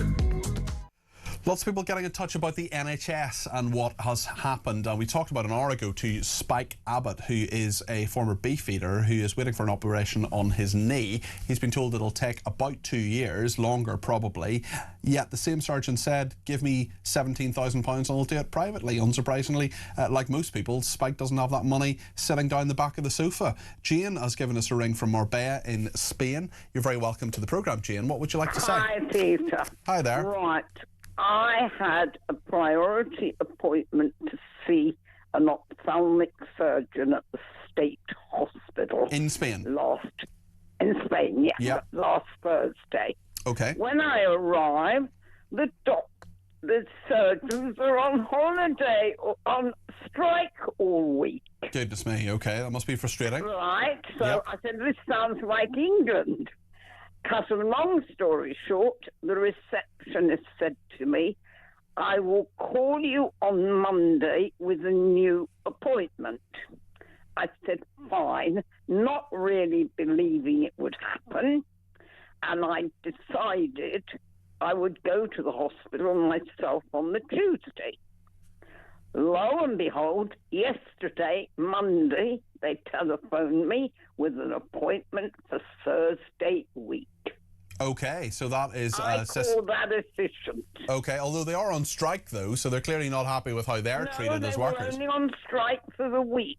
Okay, still a long strike. Well, Jane, listen, I hope you get sorted out. I hope everything is sorted with your issue there, and that does sound like a system. Certainly when people say, I'll give you a ring, and I don't know about you, but I just never believe it when someone in officialdom says, I'll ring you back. When they do, it's kind of a surprise. A friend of mine actually has been waiting for a call back from her GP for a very, very long time. A nice GP, good guy by all accounts, but just taking a while to get back and actually saying, I'll ring you by this time, and then it not happening. It's incredibly frustrating, especially if you're maybe an older person with more health issues, or of any age with more health issues. I want to talk a little bit to Simon in Sevenoaks. He's given me a ring about politics. You're more than welcome to the programme. Simon, you've given me a ring at 0344 499 1000. What would you like to say?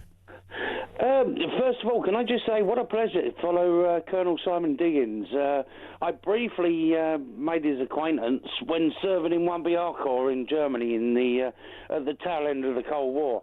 What a fabulous officer He's he a was. great guy, isn't he? And he just, I don't know about you, Simon, but he just puts it into really straightforward terms. He gives us analysis. He doesn't back away from having an opinion, but he's just very, very good at telling you what's going on in his opinion. This is the epitome of what a decent officer he was, and what the vast majority of British officers were. Absolutely. How long were you in the services yourself, Simon? I'm here 10 years myself, but... well, that's 10 years longer than I've done, Simon. Fortunate enough to work in headquarters, so I got the bigger picture even as an enlisted man, so... okay. So it's pretty good. The reason I called was about politics. You being a former political advisor, can you put your politics head on? And is the presence of Rupert Lowe and maybe to a lesser extent Ben Habib keeping reform honest? I think it is to some degree, Simon. I think that they'd be mad not to see what their opponents are doing.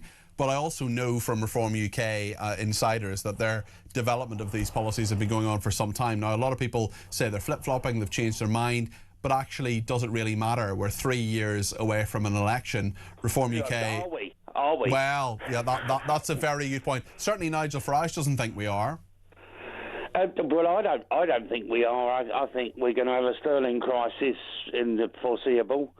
And to be quite honest, if Starmer is only in position because they haven't got to the local elections yet, and the decimation the Labour Party face, nobody wants to take over that poison chalice until those local elections. I think you're right, Simon. I think they're waiting for that fallout. They're waiting for Starmer to kind of soak up all of that toxicity, and then there'll be a leadership election or a challenge to him. I think that's what's going to happen. And also, I mean, it's like yesterday you had Zia Youssef advocating a burqa ban. Yeah. Put it in the terms of on a security aspect, which obviously being at security forces, I appreciate and I agree with. But he was vehemently opposed to it in recent history when Sarah Pochin proposed. That's right. That's right. He actually resigned from Reform UK over that exact matter, and then came back a few days later. Simon, really interesting to talk to you. Thank you for your call. I want to go to Brian in Whitley Bay now about Mandelson and Andrew. Brian, you're very welcome to the programme. What would you like to say? Hi, Peter. I think we are all getting a bit sick of hearing about all this. You know, every single day we put the news on. It's Jeffrey Epstein this and Jeffrey Epstein that. It's a huge story, is it not, Brian? Oh, absolutely. But, you know, Andrew and Mandelson seem to be constantly being brought up, and I was just wondering, what about the other people who have not been put forward yet? Do you know what I mean, who have not come forward, do you know what I mean, who have not actually been brought? Well, there's a load of information, certainly. Obviously, both Mandelson and Andrew Mountbatten-Windsor deny any criminality. What's interesting, Brian, certainly, is that there's so much more to come. That we've been told that there are only 3 million of the 11 million emails that are actually in the public domain, and there will be more and more to come. So, I mean, if you're bored now, I think this is going to go on for years and years, Brian. Yeah, I think you're absolutely right there, Peter, to be honest, and I just feel that... every time we switch the radio on, there's no wrongdoing. I hate that phrase. Well, you've got to keep on the right side of the law, and you've got to say if they deny it. I mean, they've been arrested, but they haven't been charged with anything just yet, Brian. What do you think of what happened in Parliament today? More information will come out, and the Lib Dems putting that forward to say that should happen. What do you think of that, Brian?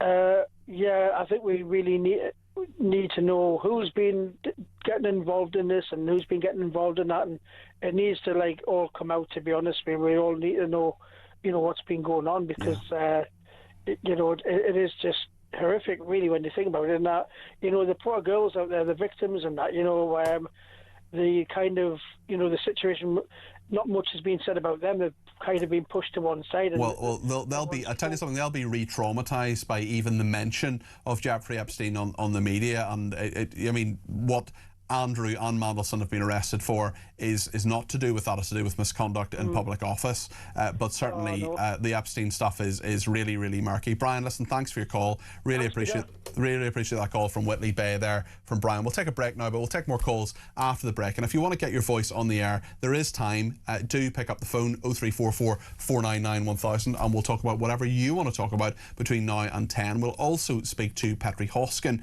who is coming up between 10 and 1. She's got a whole hour of calls, but at midnight, the Talk Back hour, of course. Yeah, on I think it's just called Talk Back, but it is an hour of calls, and Petri will tell us what's coming up on her programme. Also, interestingly, if you are a bit of a night owl, maybe you're just getting started right now, it's interesting that Trump certainly will be giving a State of the Union address. That's going to be happening at about 2 o'clock our time, I think. Is it 1 o'clock or 2 o'clock? I think it's certainly in the wee hours. I will certainly be asleep, believe me, but before that happens. So there's a lot that we'll chew over tomorrow in terms of what Trump says and the analysis that he gives, and particularly what's going to happen on Iran. So there's really quite a lot to talk about tomorrow, I'm sure, on this show, and indeed on the many other shows on Talk, starting at 6 o'clock with Jeremy Kyle on breakfast, of course. So much to discuss, though, as I say, in the next 15 minutes between now and 10. Stay with us here on Talk.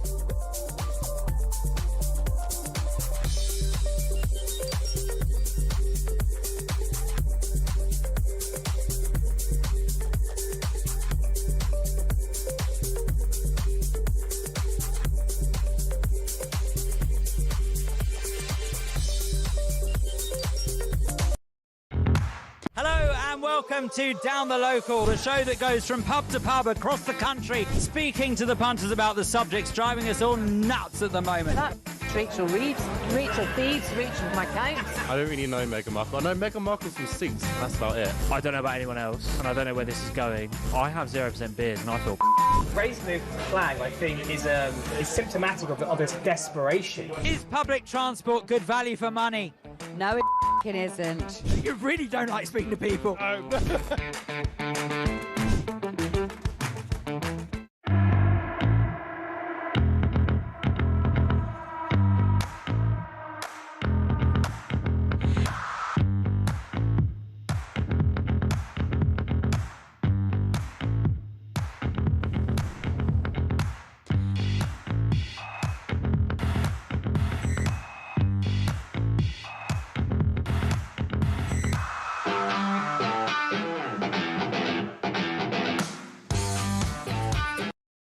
Across the UK, on DAB+, on YouTube, on your mobile, and on your side. This is Talk. Thanks to everybody who sent in these tweets, and just to say, you can still get on the air between now and 10 if you give me a ring, 0344 499 1000. Elle has been in touch and says, bravo Simon Dickens, calling out our government for not supporting the USA and Israel in their battle to support the Iranian people against the terrorist regime. What happens in Iran affects us all.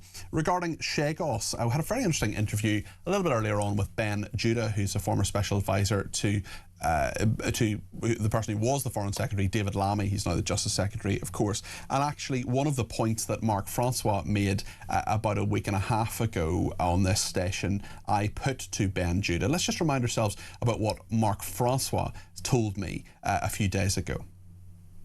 On Chagos, just explain this to us. Yeah, sorry, the Chinese jamming these days is obviously getting worse, Peter. Look, so the government's argument's been we've got to spend £35 billion of British taxpayers' money in order to lease back some islands that belong to us in the first place, because if we don't, we could lose a court case on it. That is the government's argument in a nutshell. And it's not true. They said, firstly, they kept changing the story about what the legal threat is. Firstly, they said we could lose in the International Court of Justice, but we have a clear opt-out for any disputes in the ICJ that affect former or current Commonwealth countries. So straight away that falls. Then they said we could lose in the International Telecommunications Union, which is the UN agency. But we've got an opt-out on that under Article 48 of the ITU Constitution. So their last line of defence was the United Nations Commission on the Law of the Sea, or UNCLOS. And again, there's a UN tribunal called ITLOS, the International Tribunal on the Law of the Sea, that oversees disputes. So this is their, as it were, their final argument. And Ben Judah, who was the advisor, spoke to me earlier on, and he talked about the agreement being intended to win the great game in the Indian Ocean, ensuring that, as he put it, the vital US-UK military base of Diego Garcia remains secure. Lots of reaction to that, including from Jeff. He says, if China wanted to develop an atoll, is the least really going to stop them? An atoll, just a very small island, of course. Since when did China worry about breaking international law? Rob Farmer says, I'm baffled by SPAD logic on Chagos. If it's so vital and the US is keen to take control if we lose it illegally, why not let the US have a bidding war to buy it? As allies, the US should share security on a need-to-know basis from whatever listening or tracking station that is there. Stevie says, it's always interesting. The USA has something secret on Chagos Islands and the UK wants to keep providing them to the USA, so it remains in the loop with it. Understandable. But fearing some third-party claim to it and hankering after that insane deal isn't. Robert Rees says, Special Advisor to Lamy, that's hardly a badge of honour. The thickest politician to stand in Parliament. Well, there is quite a competition there, Robert. The SPAD spoke a lot of words, but still didn't answer why 35 billion. And another person says, surely Peter, being a former SPAD himself, can see through Ben Judah's imaginative, complicated nonsense regarding Chagos. I didn't think it was nonsense necessarily. I can see all those pressures coming on you behind the scenes, but I do worry that the deal itself isn't the right one for us. Thanks to everybody who's been in touch on shoplifting as well. And Les says, perhaps the supermarket should employ the Milky Bar kid as a lost leader. He could stand on the chocolate aisle and shout, the Milky Bars are on me. It used to be 2p for a bar. It is a very serious issue, but Les certainly made me smile with that. Mark Brennan says, get some gel in your hair, Peter. Great show. Really interesting you mentioned that, actually. With the makeup artist this evening, and the hair person didn't put as much gel in as they usually do, it must be said. This is a major issue. I think not. One issue that is huge, of course, is Andrew. And Andrew Mountbatten Windsor, he was arrested last Thursday. Hard to believe it's nearly a week ago. And of course, we had Peter Mandelson arrested yesterday. And the idea is, anyway, and this has gone through Parliament now, that more information will be put in the public domain about Andrew's appointment as a trade envoy. And Ed Davey, who is the leader of the Liberal Democrats, said this earlier in Parliament today before the motion was actually carried, so it will happen. In many ways, this is the first truly global scandal, from the White House in Silicon Valley to Oslo and Paris. But it's also a deeply British scandal, reaching right to the top of the British establishment. Because can there be many people more symbolic of the rot that eats away at the British establishment than the former Duke of York and Special Trade Envoy, and the former Business Secretary, First Secretary of State, and Ambassador to the United States? Their association with Epstein and their actions on his behalf, while trusted with the privilege of public office, are a stain on our country. Today, we must begin to clean away that stain with the disinfectant of transparency. Because whether it is the President of the United States and his Commerce Secretary, or Peter Mandelson and Andrew Mountbatten Windsor, or Epstein himself, their victims and survivors have seen those responsible evade accountability and escape justice for far too long. I desperately hope that is ending now, and I hope the House will approve this motion. Ed Davey there speaking in the House of Commons a little bit earlier on. Well, Chris Bryant is a Business and Trade Minister for the government. This is how he replied to what Sir Ed Davey said. He wasn't pulling any punches himself, old Chris Bryant. Colleagues, many civil servants have told me their own stories of their interactions with Mr. Mountbatten Windsor, and they all betray the same pattern. A man on a constant self-aggrandising and self-enriching hustle. A rude, arrogant and entitled man who could not distinguish between the public interest, which he said he served, and his own private interest. Chris Bryant there, the Business and Trade Minister. Well, Yvette Cooper, the Foreign Secretary, she's been speaking to Sky News this evening and said she was absolutely appalled by some of the emails that went back and forward between Peter Mandelson. Remember, of course, she was a New Labour Minister back in the day. She was working Pensions Secretary under Gordon Brown, if I remember correctly, or possibly even under Tony Blair. She's certainly a minister under Tony Blair. This is what she said about those emails going back and forth across the Atlantic. As a woman at the top of the government, seeing this unfold, seeing the emails between Mandelson and Epstein, there's one when Mandelson asks Epstein how Freedom is feeling, and Epstein replies she feels fresh, fruity and creamy, or sorry, fresh, firm and creamy, and Mandelson replies, naughty boy. I mean, how do you respond? Just vile. I mean, it just makes me so angry. Look, I'm not going to cut across. There's a whole series of police investigations, a whole set of other things, but that makes me feel so angry. Yvette Cooper, the Foreign Secretary there, she had plenty of experience of Peter Mandelson, certainly back in the day when she was part of the Blair and indeed Brown administrations. We know that the President of the United States, Donald Trump, is going to be talking about his midterm agenda, the 2 o'clock tonight. If you're a night owl, you may well be watching the State of the Union. No doubt we'll be talking about that a little bit more tomorrow night on the programme, on between 7 and 10. But in just a few minutes' time, Petri Hoskin is going to take over, and Petri's in the studio now. Hello. Hello, we've got a bingo card on Trump's State of the Union. Right. Yeah, we've decided what. Have you got loser on it? I've definitely got loser on it. We've got hottest country in the world on it. In fact, groceries are down on it. Yeah, and the Supreme Court we think is a new entry, new late entry. To be something sort of slightly gone out of fashion in what he says. He hasn't said bigly in a while. No, it's disappointing. All covfefe.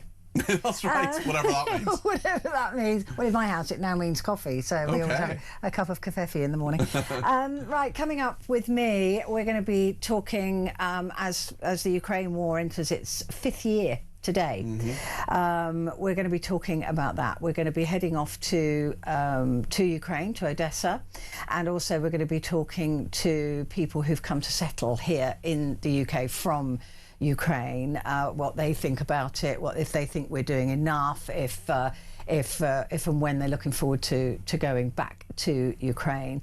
So just really looking at how this propaganda that's out there that Russia is winning, and really this is an extreme embarrassment to Putin. However he plays it, this is incredibly embarrassing. Well, this is really interesting because 4 years. I don't mean to be.